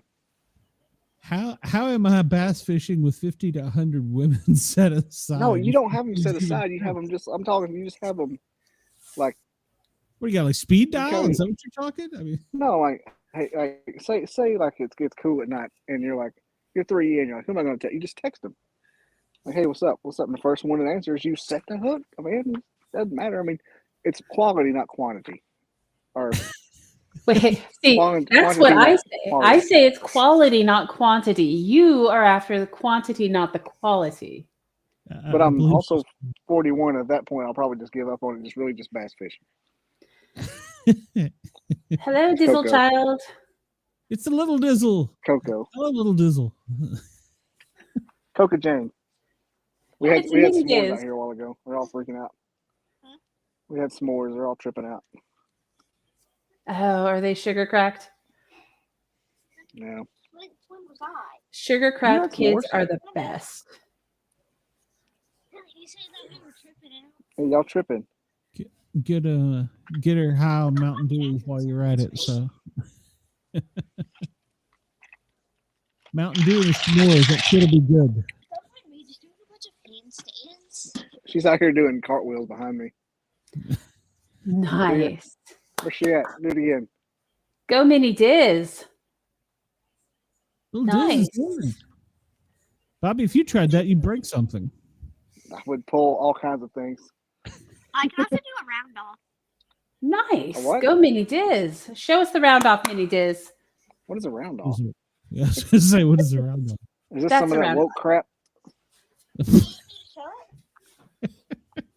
Now she's in the yard. Hang on. Stop. And she's going to be eaten by a bear. Good job. That could be grounds for a divorce. Do it again. Yeah. Yeah, see, it's kind of like a cartwheel, but then you rotate and let your feet fall straight. It's a thing.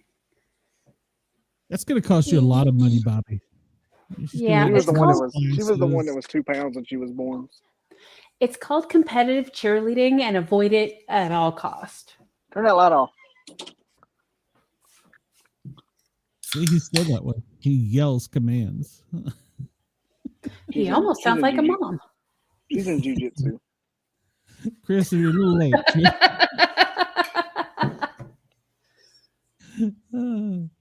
Yeah, don't tell mommy.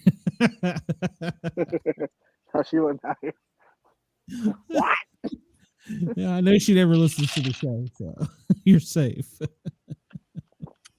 Yeah, Chris. What I was saying is like you need a hobby that is expensive, that is you.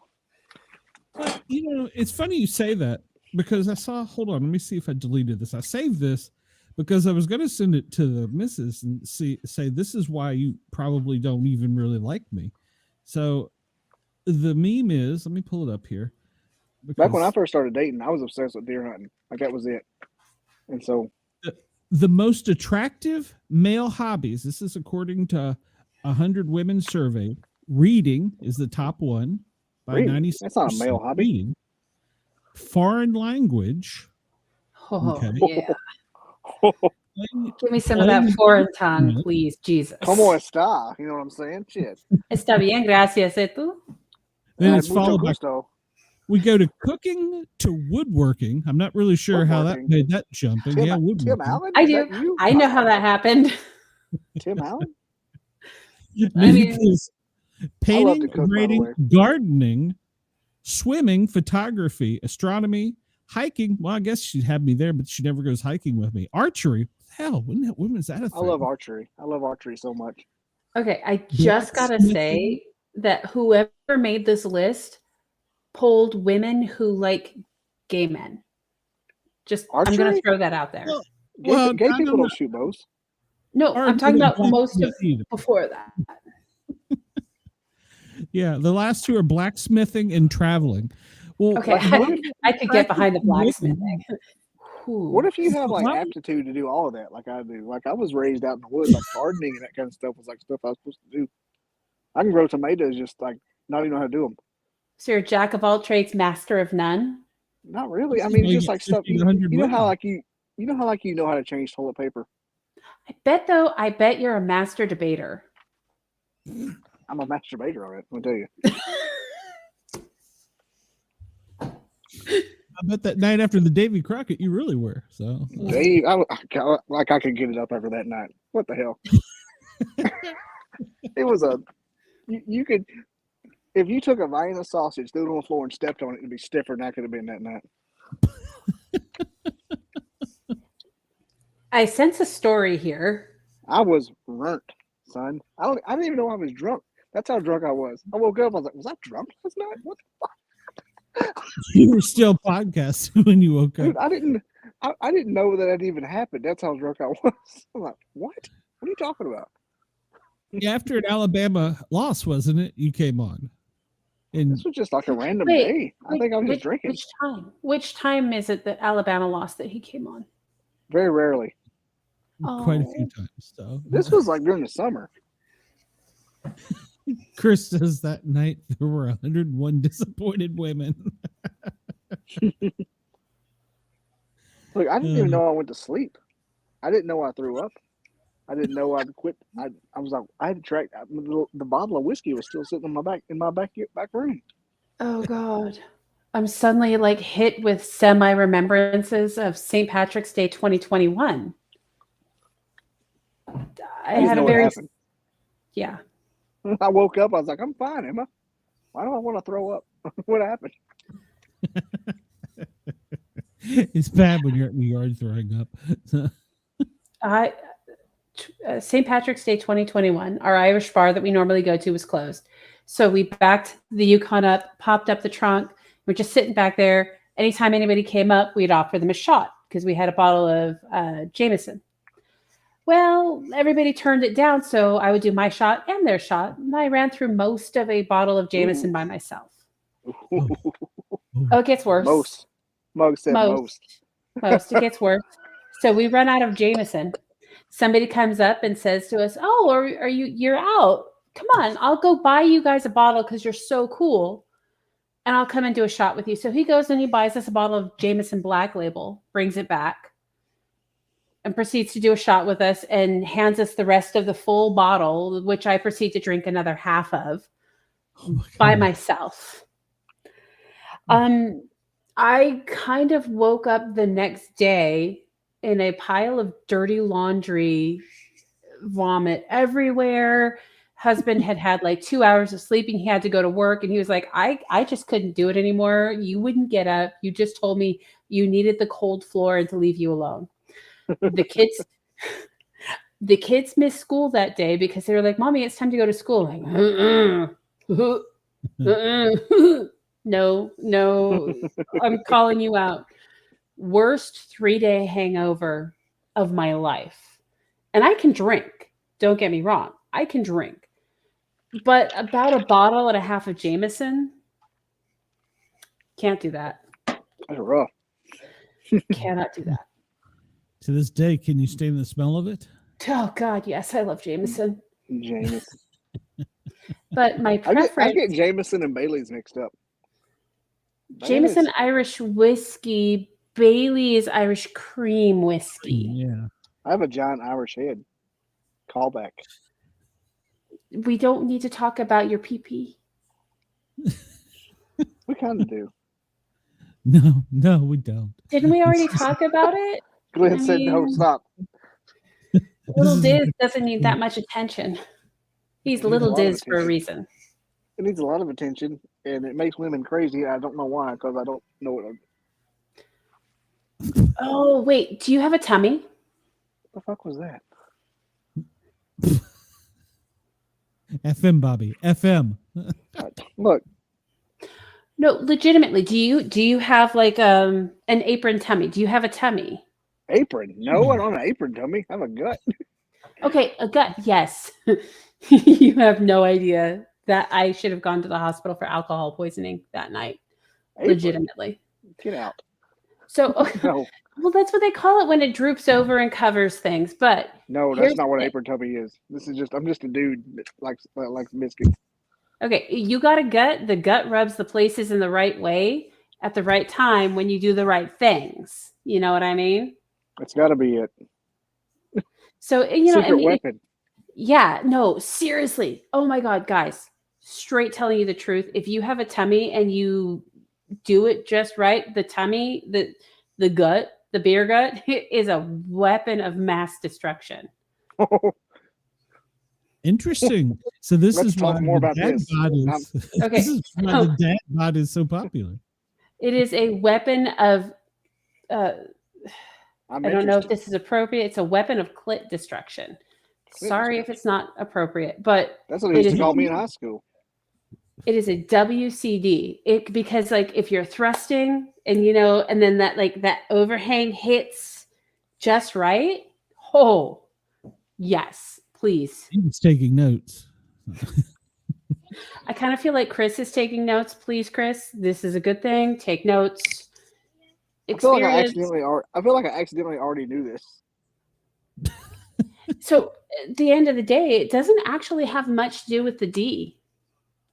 Unless, so this is like a whole different show. Just saying, Glenn, free show right here. There are 3 types of O's that you get. There's the deep O, the mid O, and the top O. And if a guy's got a good gut and he knows how to direct it, he can get Greg that. Ogle's going to be traumatized. Greg Ogle's is like, what did I walk in on? Well, we may have to have a show just on that. So what have you, Cheyenne? We can't have a little dizzle. So. No little dizzles. I'm so trying to keep it so PC for the little diz. Well, I got my AirPods in. Nobody can hear anything. No, okay. Good. That's good. Thank God. They've been here telling Mama what's going on. I mean, at the end of the day. So what are you drinking tonight? Oh, me? I'm drinking Company Distilling. I haven't heard of that one. What is that? It's is that bourbon? Yeah, it's a straight bourbon whiskey finished on maple wood. It's called Company. Huh. I haven't heard of that one. Okay. I've just got 5 shots of Woodford in that glass. So I'm going to be honest. I am not a huge fan of bourbon. I prefer Scotch, especially heavily peated. Love heavily peated Scotch. This, though, is like the best bourbon. I don't have to chew it. It doesn't have any of that back end that you get. I like this stuff. I may have to try it. You know, I'm in town for a week or two, so I went and got a pint of Woodford after I got some more stuff. That's what I'm having. I have a bottle of bourbon. Actually, I have 2 bottles of bourbon here at the barn. I got one. Well, it's Old Granddad. I don't know if that's bourbon or not. And then I do have some Vermont bourbon, but not Maybe it's drinking whiskey. Oh, can we do like we need to do a thing about like whiskeys, scotches, bourbons, all the yummies. I'm in. I would love to do I had that. a guy from Ohio who saw a Bigfoot behind his high school football stadium, and his nickname was Old Granddad. And this dude's phone was so out of date that it wouldn't do anything but Zoom. He goes, I got a Motorola phone. I'm like, a Motorola phone? It's a flip phone. Dude, I don't know what he had, and it was one of those things where his audio was the only thing coming through, and the rest of it was just like watching a Tyson fight. But he had a good story. But like I saw Old Granddad. I'm like, God Almighty, get a better phone, dude. Can I? It seems like I've heard this story. I just reposted it again a couple of days ago. Go ahead, Aaron. I have so many questions. Why is his name Old Granddad? Why was he behind the football stadium, and what makes him think he saw? Well, there was a trail that went to their neighborhood behind the football stadium, and one night after a football game, they rode their bicycles through this trail, and the Bigfoot walked out, and they nicknamed him Old Granddad. The Bigfoot or the kid? The Bigfoot. So did they become friends with Old Granddad? No, they ran the heck off. Oh, okay. But this dude, it was one of those stories where, and Greg Ogles knows what I'm talking about, where the person that tells it is traumatized and ashamed. And so you're like, man. Wait, this sounds like I need to call like DCS because he was traumatized and ashamed by Old Granddad.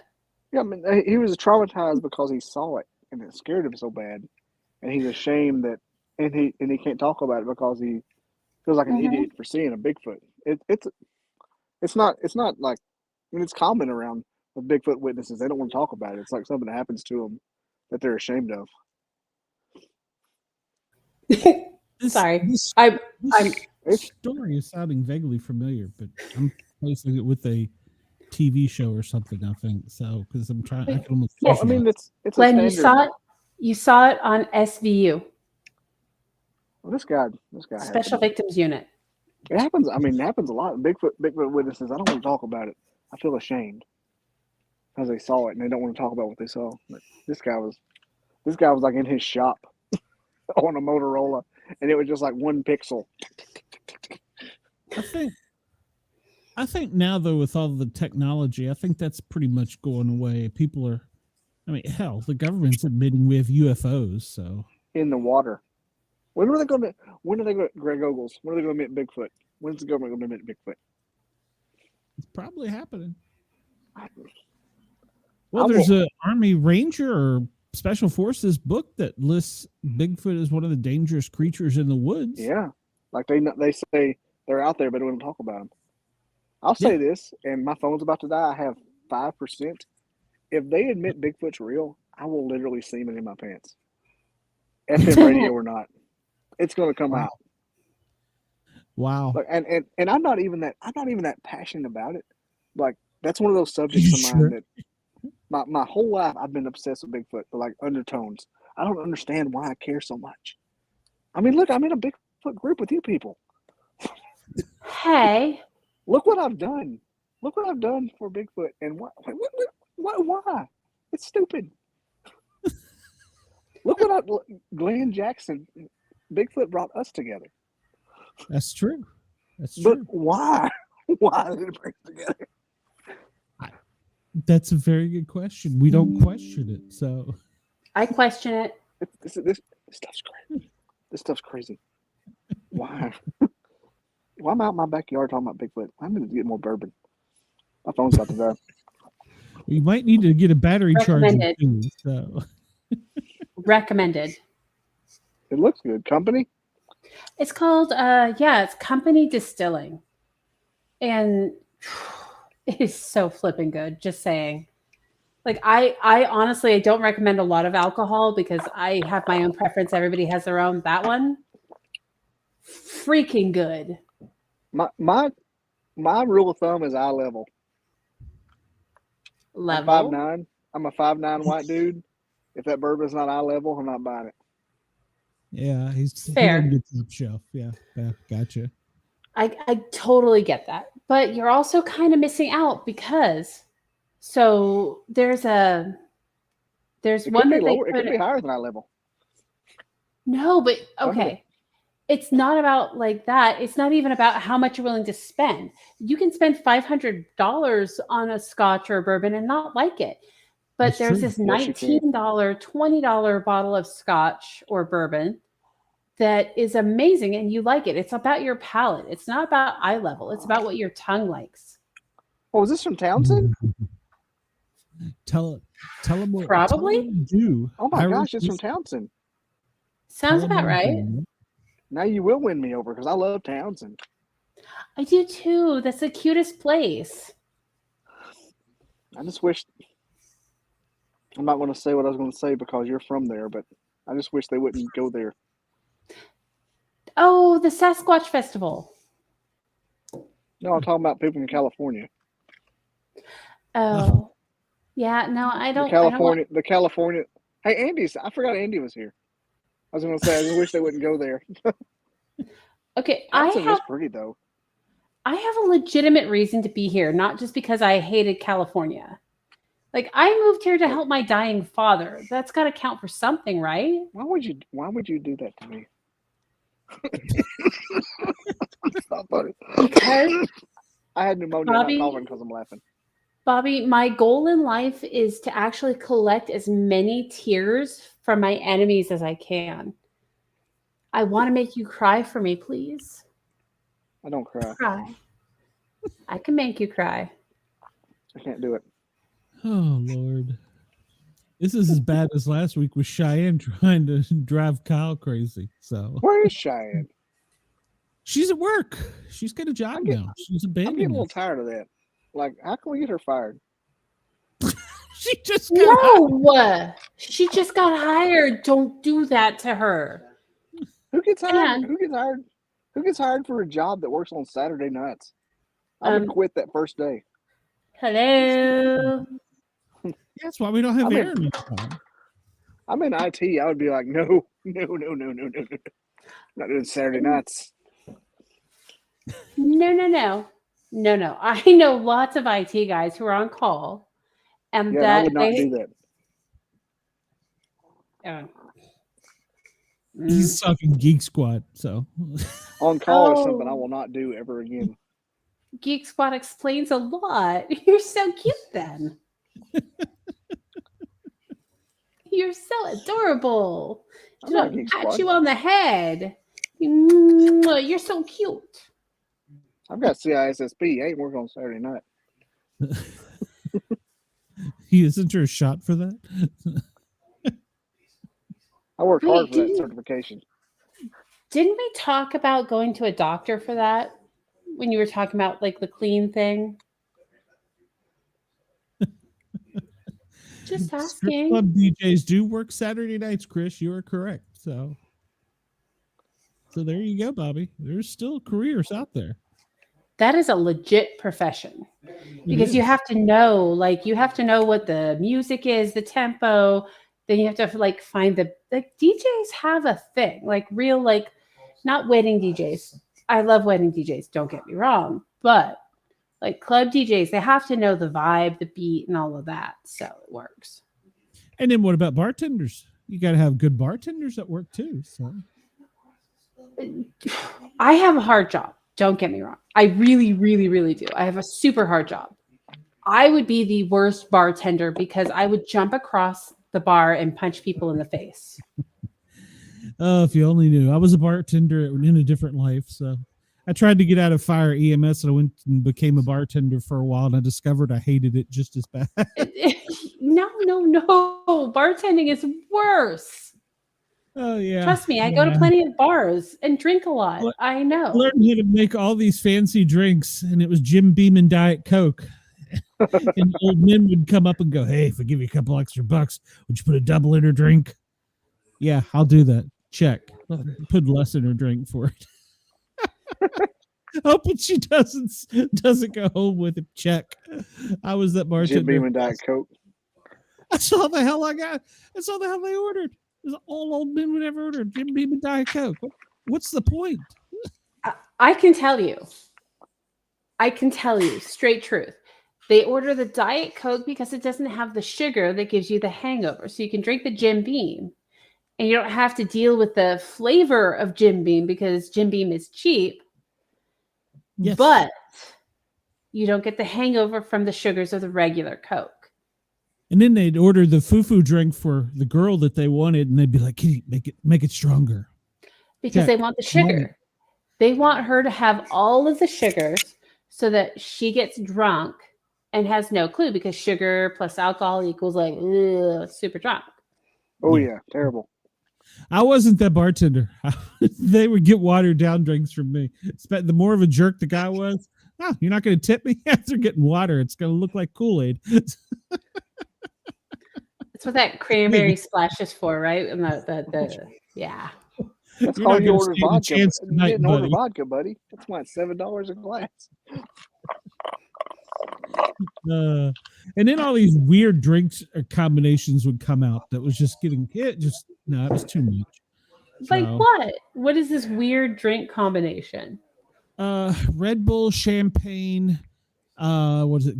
Grey Goose, topped with Chambord, and what is the one that's on the Chambord? And then there's another one on top of it, another liquor. So it's a layered drink. Yeah.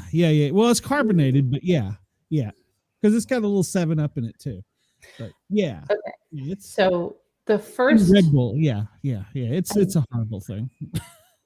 I had just turned 21. We went out to a bar to celebrate my 21st birthday. I got ripped and promptly puked. You're supposed to do. Yeah, you are. But on Midori sours. Oh. Yeah. That's a lot of Midori sours. It's like 2 or 3 bottles of Midori sours.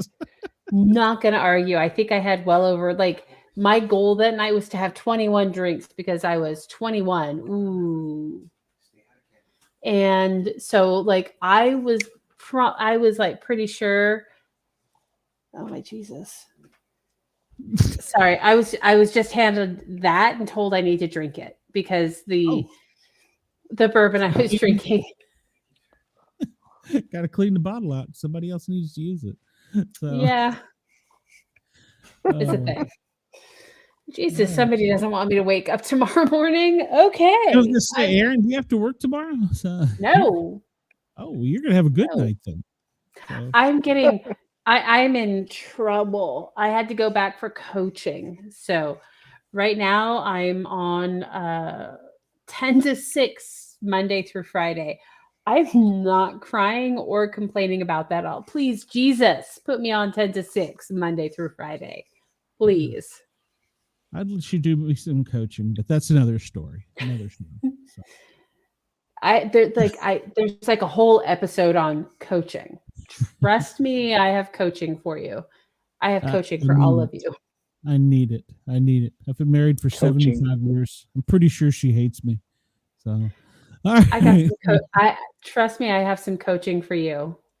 That sounds like a whole different show, though, and I am down for that.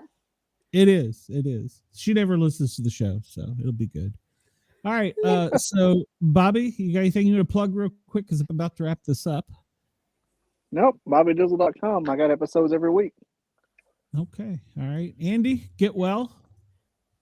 You've been too quiet Thanks. tonight. Tomorrow's show is about Mill Labs. We love you, Andy. He was looking like he was puking when you were telling the belly story. I wasn't sure if he was coughing or trying not to puke. So He's a trooper. He came on tonight. I appreciate it. Aaron, next Saturday, can you come back? The reason I say is because we close on the house on the 22nd, which is Friday. I'm iffy on it. I will do my best. No promises, though. Okay. Well, let's hope so. And then Wednesday night, tomorrow night, Monday night, we have the Two Broke Witches show. I don't know if they did an investigation on, so that's coming on Monday night at 8. Wednesday night, we have the Para OR Normal Guyz. It's a UFO show, so I'm sure I probably won't have video. Hell, maybe not even audio. Who the hell knows? So I'm going to try to come on more Wednesday night shows. It's just a rough night for me. Okay. Well, you're welcome. I tell you when it is. They're fun because there's always been a fun show to be on your show on Wednesday, but I just can't sometimes. Yeah. Well, you've missed some really good ones here lately. Everybody, WDJY, WRFN, Radio Fairfax, all those other places. Come over and find us on YouTube under the Sportcat shows. Like, follow, share, and subscribe. And we'll see you soon. Is there music playing? Am I deaf? There's no music. I don't hear any. Wow. I don't know what's going on. Everything's failing tonight. So, all right. Well, yeah, Greg was awesome on Wednesday. Greg came on and filled in Wednesday and did a great job. So I had to edit it down to 2 hours. It was so good. So it was a great show. So Greg, we can cut Bobby and keep Greg. That's what we'll do. So, all right. Well, since apparently I don't have music going on. Everybody have a great night. We will see you soon. Sportcat is out, and I'll edit some music in later. Bye. Okay. Well, that's enough. Does this mean we can use the grown-up words like clitoris and fuck and cum and jizz? Yes, please. My phone's about to die for real. Like I was like, damn, this is very, very convenient.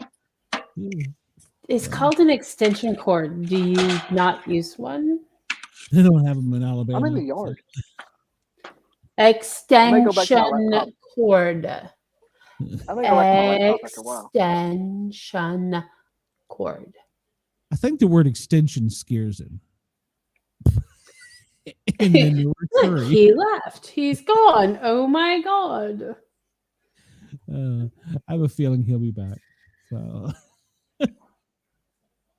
yeah, I don't know what the hell happened. My audio's not working. My video's work. I don't know. It went nuts. I have no clue.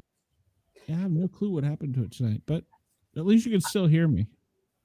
I can, but I like to see you too. So it's give or take. It's all good. Well, it's all right. I'm in town, so just holler. Yes. So we need to do a thing. How long are you in town for? Probably till right before the holidays. Okay. Okay, I'm gonna message you. So, like I said, we're getting ready to move. I'm on this coaching thing. So we need to you and I need to at least have dinner and meet face to face. Because look, the boobs are real. I mean, I'm sure I couldn't touch, but yeah, sure. So, I mean, if you want to ask the Bob. I do not like getting my ass beat, so I'll pass. It's a permission thing. It's okay. Yeah, I'm sure he'd grant permission for that. So you never know unless you ask.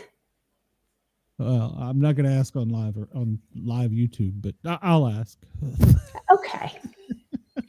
So, that's one of those things. It's like we were talking about. You need to there's the men's perspective on stuff. There's the women's perspective on stuff.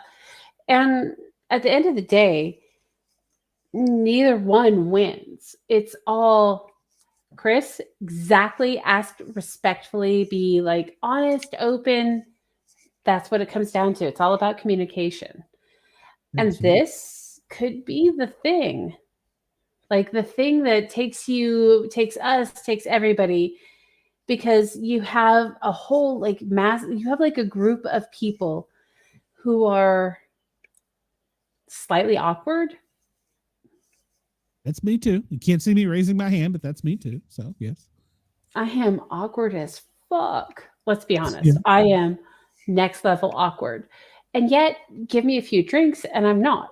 And I have zero issues like explaining things and telling you everything that you want to know.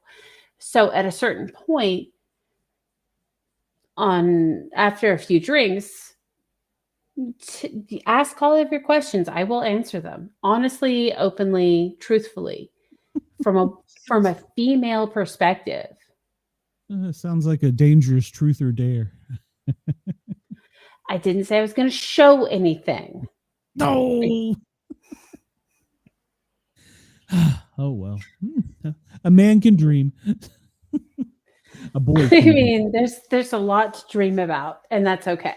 Yes, there is. No one argue there. So. I mean, this is also what the Ren Fair, the medieval fair, the Pirate Fest is all about too. Because I go to those, and that's when all of this is like up to here. Yeah, it's like up to here.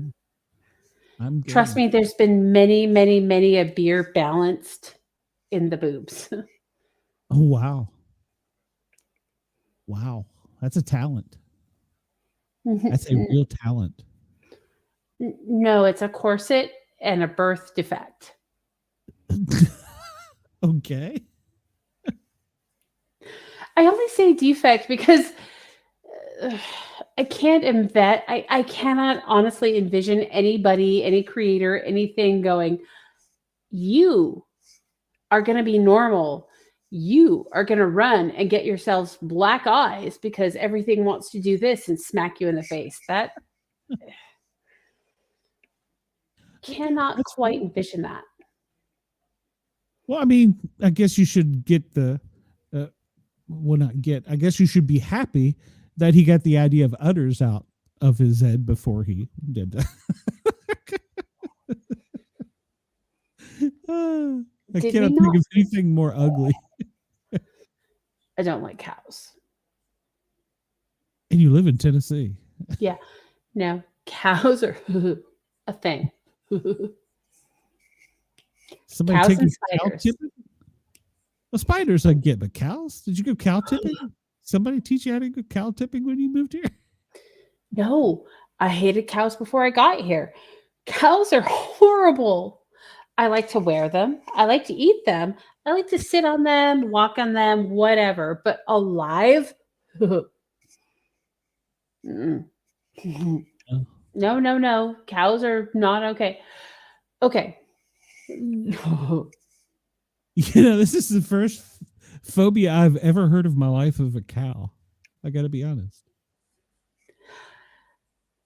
It's not a phobia. Yes. I mean, the jumpy, bouncy, like, hey. I'm right here.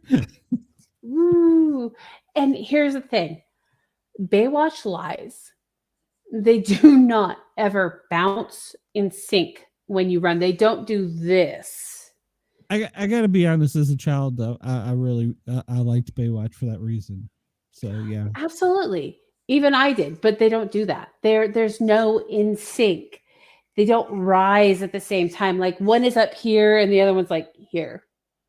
So one is smacking you in the face and then falling, and then the other one is smacking you in the face, and then so yeah, it's not as pretty as it looks. What was her name? Was that Pamela Anderson? Yeah, that's one of them. Yeah, but they're fake. So well, I mean, okay, so the real ones don't like they do this because it's all based on where you're like running and the weight distribution and things like that. The fake ones might bounce and jiggle. I don't know. I don't have fake ones, so I can't tell you. Yeah, I mean, everything about those on TV are fake. So yeah, but they sure are pretty. Well, agreed. And I imagine they taste the same. So I mean, wouldn't know, but one taste of plastic and sadness. It's not from the man that it's sadness, though. I've probably tasted more fake ones than you. Well, I'm guaranteeing you have because I've never tasted any fake ones. I have. Oh, I need to get you liquored up and hear some stories. So, just have a beach towel and be over in the corner. So.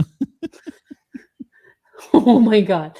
I have stories. And I want to hear them.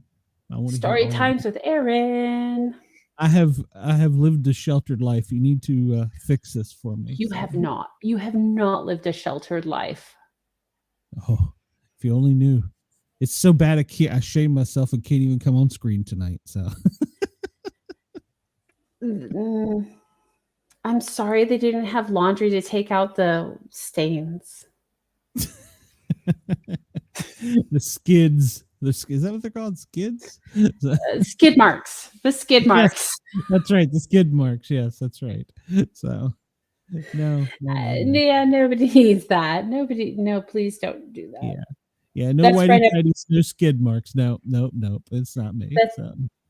That's right up with the cows as far as the factor. I see where you're going with this. Yes. Yeah, cows are right there with skid marks. I mean, I cannot guarantee which one will get the fastest reaction from me. Well, weird story. My uncle is a veterinarian in Halls for 50 years, maybe. I don't know. And so I spent lots of summers here in Knoxville. It's pretty much why it's my second home. And one morning I come downstairs and I guess they didn't pull the door closed or whatever. And there was a baby cow in the living room doing what cows do. And so I you need to get out. What do cows do? Well, it left its mark. So they're not litter trained. Yeah, right on the linoleum. So I proceeded to call my aunt and go, "Hey, you're not gonna believe this. I'll leave it for you to see." Don't leave it for anybody to see. Move the cow shit. I was not responsible for it, so I was not the last one that touched it. That was the rule. Somebody left the door cracked. I was asleep. The cow came in. It was not my fault, so I wasn't going to pay the price. Okay, wait. So the rule was whoever last touched the door had to clean up the cow shit. Pretty much, yeah, that was the rule. If I had to make the rule up, that was the rule. Yes. So. Okay, I'm just going to say that's a little disturbing as a family rule. Hey, I'm the visitor. Yeah, nobody needs that. No. And then okay, well, all right, we'll go with this one then. What about the trauma? I was left alone and a cow came into the house. Fair. That trauma I could get behind. I would so let you live that trauma. You're triggered all of the millennial gen. I don't even know what generation. You want to know some real trauma? Have you ever heard of peacock?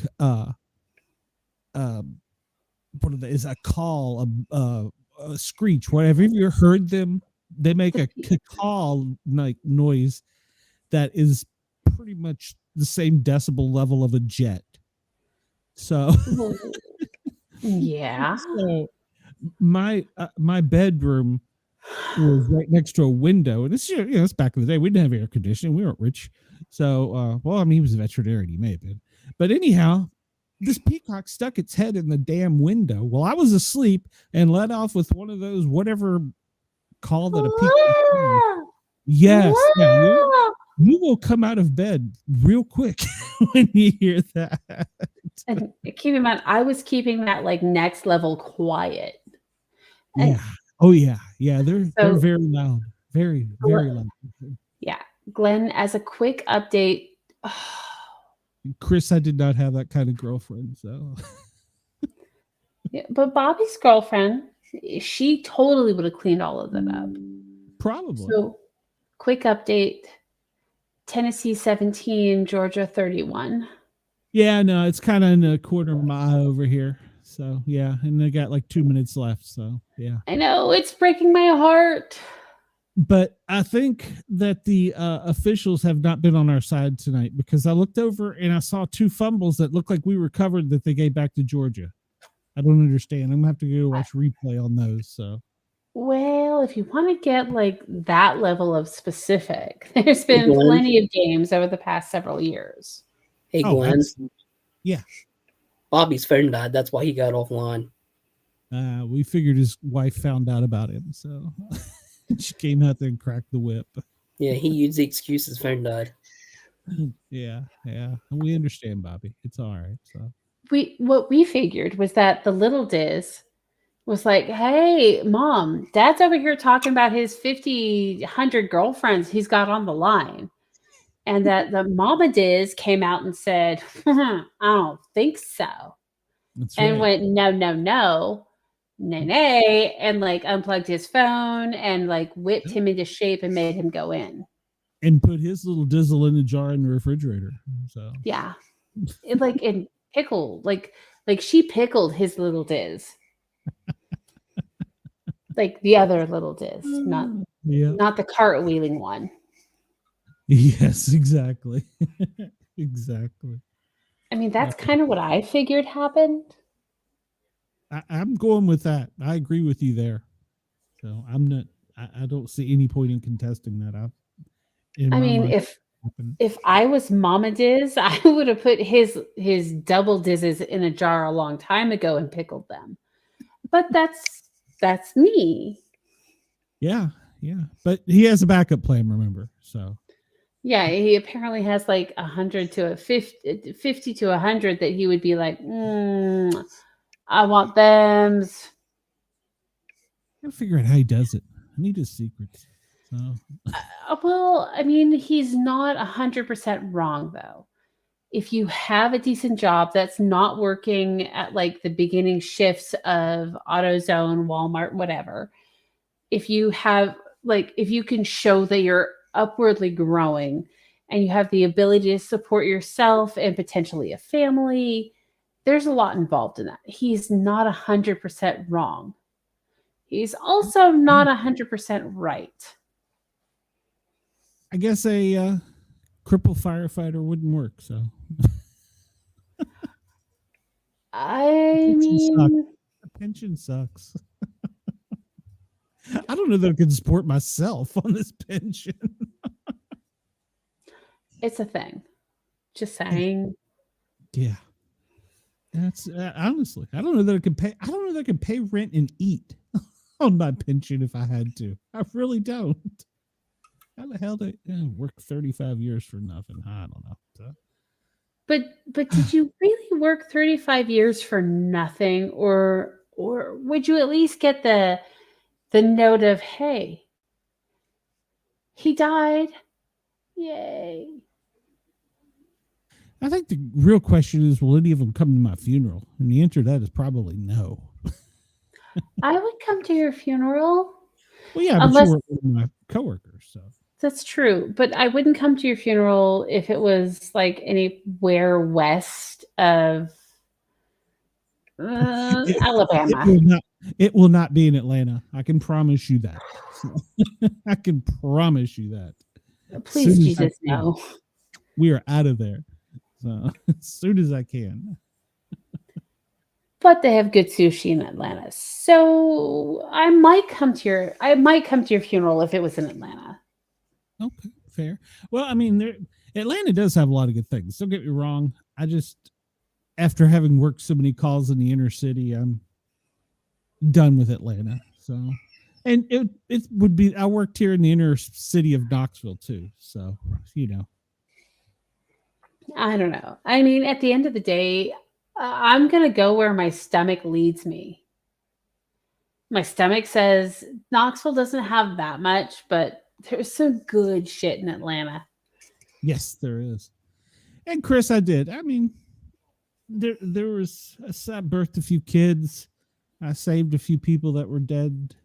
And so, yeah, I mean, I probably, but it's just a job. So anybody could have done it. But no, actually, no, not everybody can do it. Let me tell you, that first childbirth, I didn't think I could do it. So, you know, I mean, you and I, we have probably got some crazy stories. Stories. Yeah. Oh, yeah. Yeah. I mean, I could, between the two of us, we could probably fill a show for a few weeks with people who would be like, "Oh my God, I got a story for you." And I mean, I have ran calls in rural Tennessee with dirt floor houses, and then moved to Atlanta and run calls in a high-rise penthouse. And I can tell you, a lot of times the dirt floor houses were much cleaner and better folk. But honestly, wait, I potentially have one of the stupidest things you've ever heard. Are you ready for this one? I'm always ready. Okay, I took a call a couple of weeks ago. Lady she freaking hit a fucking bear on the interstate. Oh my God. It happens. Yeah. It happens. It's a thing. People hit bears. It's a thing. She's freaking out. I get her to calm down, and she's like, okay, I'm going to go check on the bear. That's probably not a good idea, lady. She wanted to get out of her car and go check on the bear that she hit. And oh my God, no. No, please don't get out of your car. Please, Jesus, please don't get out of your car. That's to the point. Not a good idea, ma'am. She was like so serious about it. I had to do the snap to my partner and be like, I need you to get on with county and tell county that I need a deputy out there faster than I can get one of my troopers out, because this crazy ass bitch is going to get out of her car and go check on the wounded bear laying in the middle of the road. Oh my. Yeah, I get it. So I get it. Yeah, that one. There's a few other ones, but that is one that's going to stick with me until the end of time. That brought back a story when you said that you know where Broadway and 640 are, right? Yeah, I pass by there every day. Was it Little Caesars, I think? Mm-hmm. And that area floods a lot. Mm-hmm. And so this family that was from out of town, yes, it is a whole new level of stupidity. Yeah. This family that was from out of town stopped during the storm at the Little Caesar, whatever the pizza place is. During the storm, well, it flooded there. So they went and got in their car. And at that particular moment, the husband had a heart attack.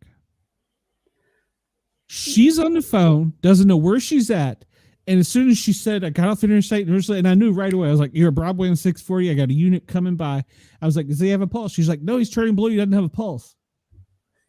Swear to God, this is without missing a beat. I was like, okay, ma'am, we've got to start CPR on him.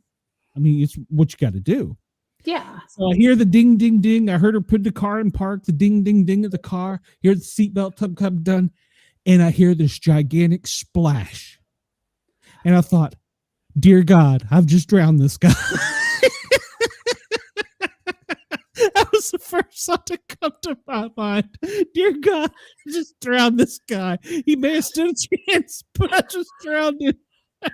Because honest to God, this out of towner just pulled up into the deepest puddle, the deepest part. Yes, put it in park and open the doors and let all of the water come in. Yes. No. She pulled him out of the car into the flood.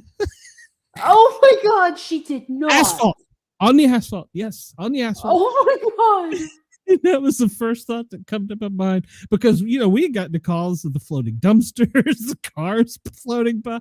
And I mean, you know how it is when you have them in your ear, in your headset. Oh, yeah. You hear everything. Like I said, I heard that. I heard put it in park. I heard the ding. I heard the seatbelt. I heard the door open. I heard the other door open. I heard the seatbelt come off. And I hear this splash. What do I do now? I'm like, First of all, get him out of the water, because you can't do that in the water. No. Oh my God, Lord Jesus. I was so lucky. There was an ambulance literally at the Pilot right down the street. I mean, I didn't even have to dispatch it. I was like, go to the pizza parking lot. There's a guy in the water. Good evening, Salty. Welcome. So, and he lived despite my worst efforts. But that was the first thing that went through my mind. So, dear God, I've just drowned this guy. I mean, if you're gonna kill somebody, I mean, why not go that way? I mean, Ish. No. medically thinking, it could have actually been a good thing. That could have caused a vagal reaction. So, Thank you, Salty. yes, But she is, as always. I mean, you dunk him in that water. I mean, isn't that a thing that they do where they like? There is a treatment that they do with cold water, yeah. And I mean, I don't know at that particular spot if it was like deep enough. I don't know, but on the phone, it sounded horrible. I tell you. It sounded very, very bad. Oh God, you have no idea. Like the amount. Okay, so here in East Tennessee, we had the hurricane that came up and like tore through everything, and it was horrible. It was horrible. So I actually was working the night that it came through, and I was second shift. So the when it started coming through, I came in second shift, so I took over, and let me tell you, the amount of chaos was next level. Oh, I'm sure. Well, because that's not something we'd ever dealt with before. And then, so let's just compound it.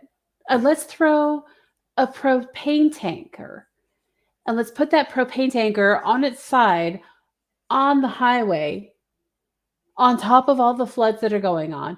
And let's just see if everybody can figure out what they need to do with a high pressure propane tanker plus the freaking floods that are going on. So let's offload all of that. Let's stop traffic completely stopping traffic. And now you've got like 7 accidents behind that because people are stupid. Yes. Let's be honest. If there is an accident on the highway, on any interstate, on any highway, people are stupid and they're going to cause like 5 more. So now we have every interstate up in that area completely shut down because everything's being washed away. We've got a propane tanker on its side that we have to offload. So we're offloading the propane tanker. We've got everything shut down. Let's make it real fun now.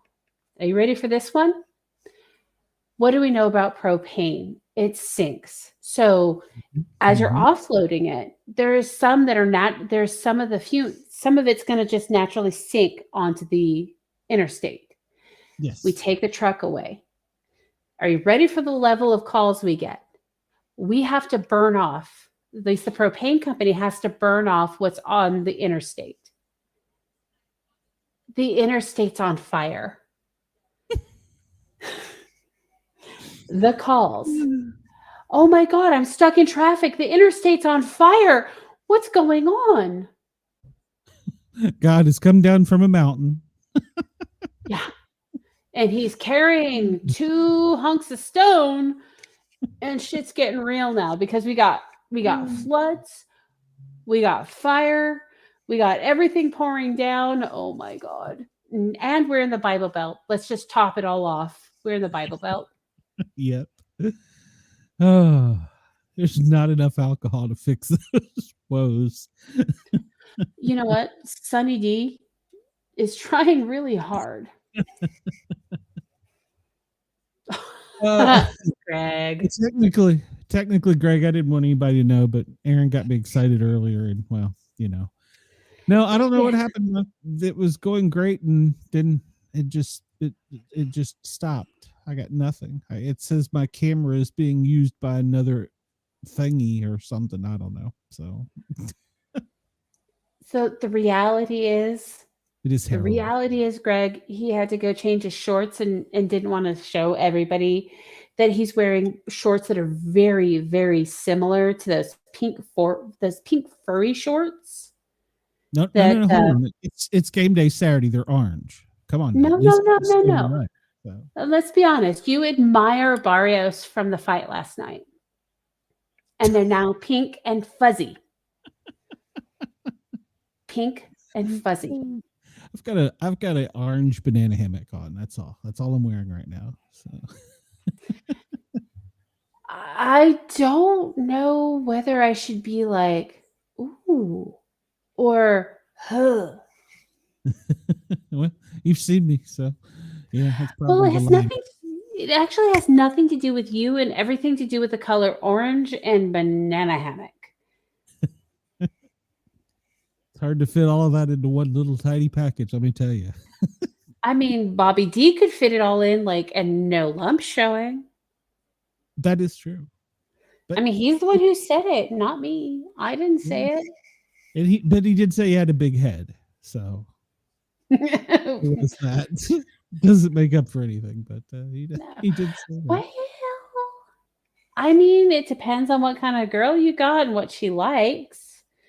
That's true. That's true. I mean, like I said, there are 3. Yeah. But I'm actually kind of liking this. I can do whatever I want looking at you. It's kind of fun. Oh, really? I might need more description. I mean, if you're going to sit there in the dark and look at me while you're doing God only knows what with your hands. Yeah. Well, you don't hear any strange noises, do you? So.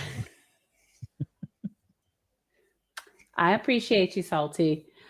I'll end the stream for that. So. Wait, don't you have an OnlyFans for that, though? Come on. Let's be honest. Don't tell everybody my secrets. So. The Sportcat fans. Sportcat OnlyFans. That's right. I've got a subscriber base of 2. Hey, 2 accounts. 2 is at least people out there. 2 lonely people. So, I think one of them. Lonely people. I mean, come on. 2 is better than none. That's correct. That is true. Unless you're married, and then that's bad. So.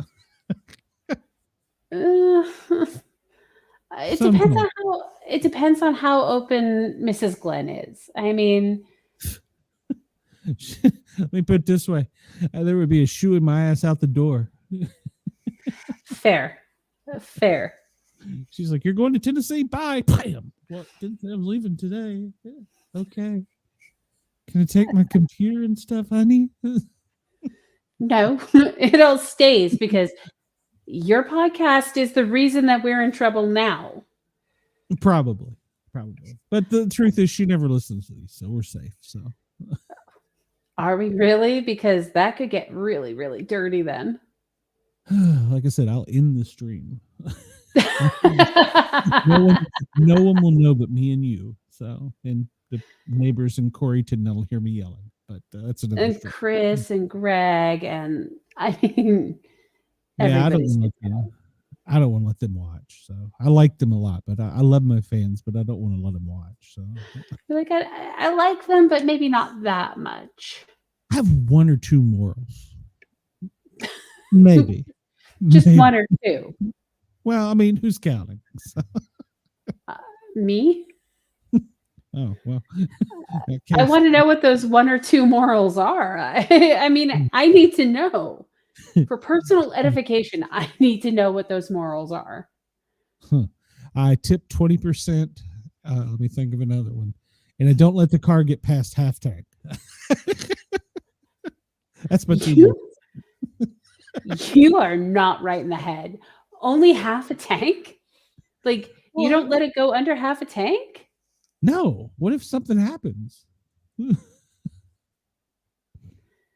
I mean, yet a true story. I almost went in Miami with my brand new car that has great mileage to Key West, but there was a sign that said last stop gas station. I was like, okay, well, we'll stop and I'll fill up. I'm really glad we did, even though I would have been fine, I'm sure, with half a tank or whatever we had at the time. But there was a car wreck and there's 1 lane in, 1 lane out. And I did not know it was 100 miles from Miami to Key West. I was like, on the map, it looks so much shorter. And this was yes, wait, I almost was that guy. I almost was that guy, yes. You didn't do that thing where you're like, okay, it's this much here, so it's this much here. They didn't measure it out? I've been doing that for years, and that little bit is always 6 inches, but that's another story. Okay, so let's be honest. Men do not always have the right sense of No, and there'll never be a tape measure lined up. So no, we don't do that. But I almost did that. Stopping on I would have been stuck on. I've been called to Florida Highway Patrol. But hey, I know there's an accident and y'all got a helicopter and stuff. But can you bring? You got a helicopter. Everything's closed. Like one of the cars went off the bridge into the water, and you have boats out. But I'm out of gas.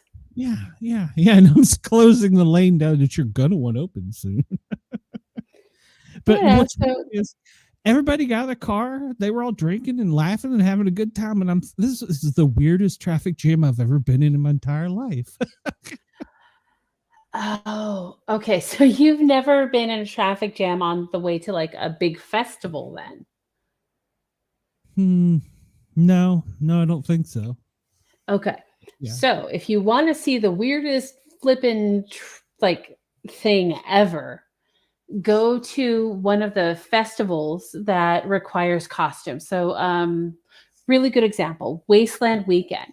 If you've never heard of it, it's like a 5-day post-apocalyptic event they have in Southern California in the high desert. To get in, you have to be in costume in whatever your costume is the entire time. You can't be just walk in off the street. You have to be in whatever you are. That's part of the entry. So gotcha. People start lining up a day, at least 24 hours in advance to get into this because it's a thing. And you'll see people changing right out on the side of the road. I'm like, hello, the twins are out to play. But you'll see people changing into their gear, right out on the side of the road. Nobody gives a crap. It's a big party and it backs up all the way onto the interstate and then some. Everybody's partying the entire time. If you've never been stuck in one of these things, it's completely worth it. Legitimately. It's a fun time. Well, I mean, to be honest, this was Key West and there was a bus full of people and they were all drinking and smoking and in front of us and the people got out behind us. I mean, they knew what was happening. The bridge was shut down. It's a straight path. So the cops are already down there. They're not going to get you for DUI. So yeah, everybody was drinking and I mean, there's nothing to do other than to drink and have a good time and be like, I'm on my way to Key West. I'm just going to get drunk before I guarantee they were drunk before they left Miami.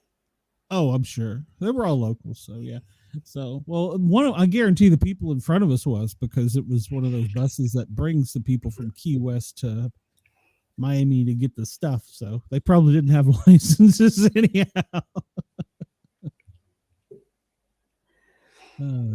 Is that one of the big breasted women's club assembles? Is there a Avengers club for this? Big titties assemble. Is that like the Care Bear stare? I'm not sure. I was trying to think. Yeah. Okay. How old did I feel? I'm going to be honest. Went to a trunk or treat event not too long ago. Well, obviously Halloween. And a whole bunch of the people did a group thing and they were Care Bears. And I'm like, do you guys do the Care Bear stare? And they all looked at me like, huh? What's the Care? So I had to explain. I'm like, did you guys ever see the Care Bear cartoon? And they're like, what are you talking about? There's a Care Bear cartoon. Like, oh my God. Oh my God. Do you like the Care Bear? So I was not drunk. Let's be honest. I had no alcohol and I demonstrated the Care Bear stare. I put my hands on my hips. I put the tummy out and I said, the Care Bear stare. And they were like, what is wrong with you? I'm like, you ain't from around here, are you?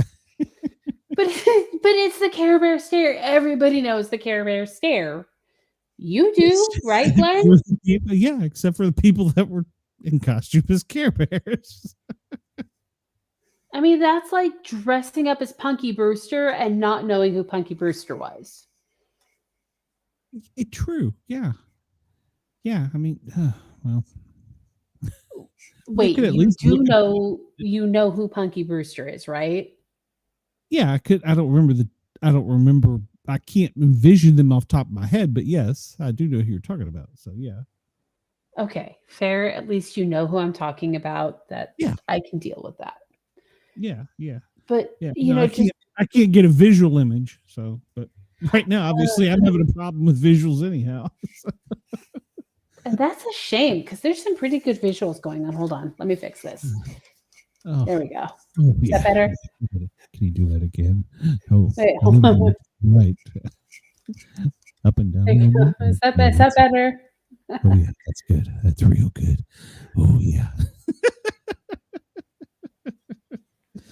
Oh God. What a time for Wendell to pop in. I'm off screen. Wendell, I need a moment. Leave me alone. Don't come yet, Wendell. Don't come. No, don't come at all, Wendell. Wendell, Glenn needs a little private time right now. He has a date with his lube. That's right. This is the Aaron and Sportcat moment. Wait, shouldn't this be an OnlyFans moment? It probably should. So we could make some serious audio. I have a story about that off the air. So. I have a story about audio too. Yep. It involved a job I worked this one time in San Diego. Oh. Yeah, it's a different time for a different story, a different show. It might be just us and me alone in the corner with a beach towel. So. By the time I was done describing this job, you might require more than a beach towel. I'm just saying. Ooh. Well, Knox County must be busy. Helicopters circling over Coreyton. So I swear to God, I can hear it through my headphones. How do you not hear that? That is so loud. Jesus. I'm not anywhere near Coreyton. That's why. No, I'm talking about coming through the microphone. Good Lord. It's shaking the house. They're so close. I don't know. Yeah. This is not what I don't know. It's one of those Venezuelan gangs. They're here. They're in every major city across Tennessee. I know. I saw that. And they're eating the cats. What? Wait. Wouldn't that be Vietnamese gangs? Oh, well, maybe. I don't know. So. I don't know either. I felt, I saw that press conference too on the news, and I thought to myself, that's so stupid, first off. But then I thought, why didn't they follow it up with something great, like they're eating the pets? I mean, you already got the hook in the mouth and it's set. You might as well go all in at that point. Like, blame the Venezuelan gangs for everything, and you're in the clear. They'd already set the trap. I already see this in my head, and I was like, oh, there's going to be so many calls to the dispatch centers. In Knox County actually had to put out a press release that said there is none in Knox County. Oh. Yeah. I got a dabber, if you know what that is, Wendell. I got a dabber, okay? Just hush up, Wendell. So... And by the way, Chris, yes, it might have been that, but that's a different show and a different discussion. When we get monetized, that'll be definitely one of the ones behind the monetized wall. So definitely. Yeah, that's that. But sorry. When you do that, then it like reverts me to the 12-year-old boy sense of humor that I completely have. Completely have the 12-year-old boy sense of humor. I'm like, she said, but. Yeah. Somebody wants my essence. That's right. Like and subscribe, damn it, now. Chris is willing to pay that $7.95 a month after I get my 500 subscribers. Just for that one story. I'll get $7.95 for 1 month. Hey, I'll share it for a portion of $7.95. I don't care. Because, oh my God, the stories. They're going to be great. They're going to be great. I'm just saying, I have stories to share when you're ready. I'm going to be the one that's got the shocked face because I'm like, you did what? You can do that? Like I said, You can do a lot. I've lived a sheltered life. I really have. You can do a lot. You can do a lot when they call in on some of those numbers and they ask for it. There's a lot. A lot. Can you text me your phone number? It's not that you want to text me. It's that you want like the voice, right? Well, of course. Yeah. I mean, I can do that, especially when I'm not like, just coming off of the flu. I have a great voice for phone. Okay. I'm yeah. So You're like, no, I'm here for it. I'm here for it with my friendly bottle of lube. His name is Freddie, and I use him a lot. Freddie. That's the name of your bottle of lube now. His name is Freddie. Freddie. Okay. Yeah, Freddie the lube bottle. I can take that. I'll be honest, I name like everything.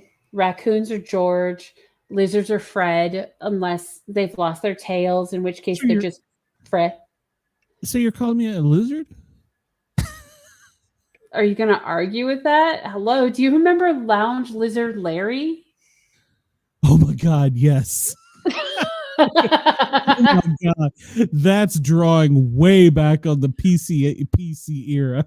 Way back. I'm like, that was the first game that you ever had to.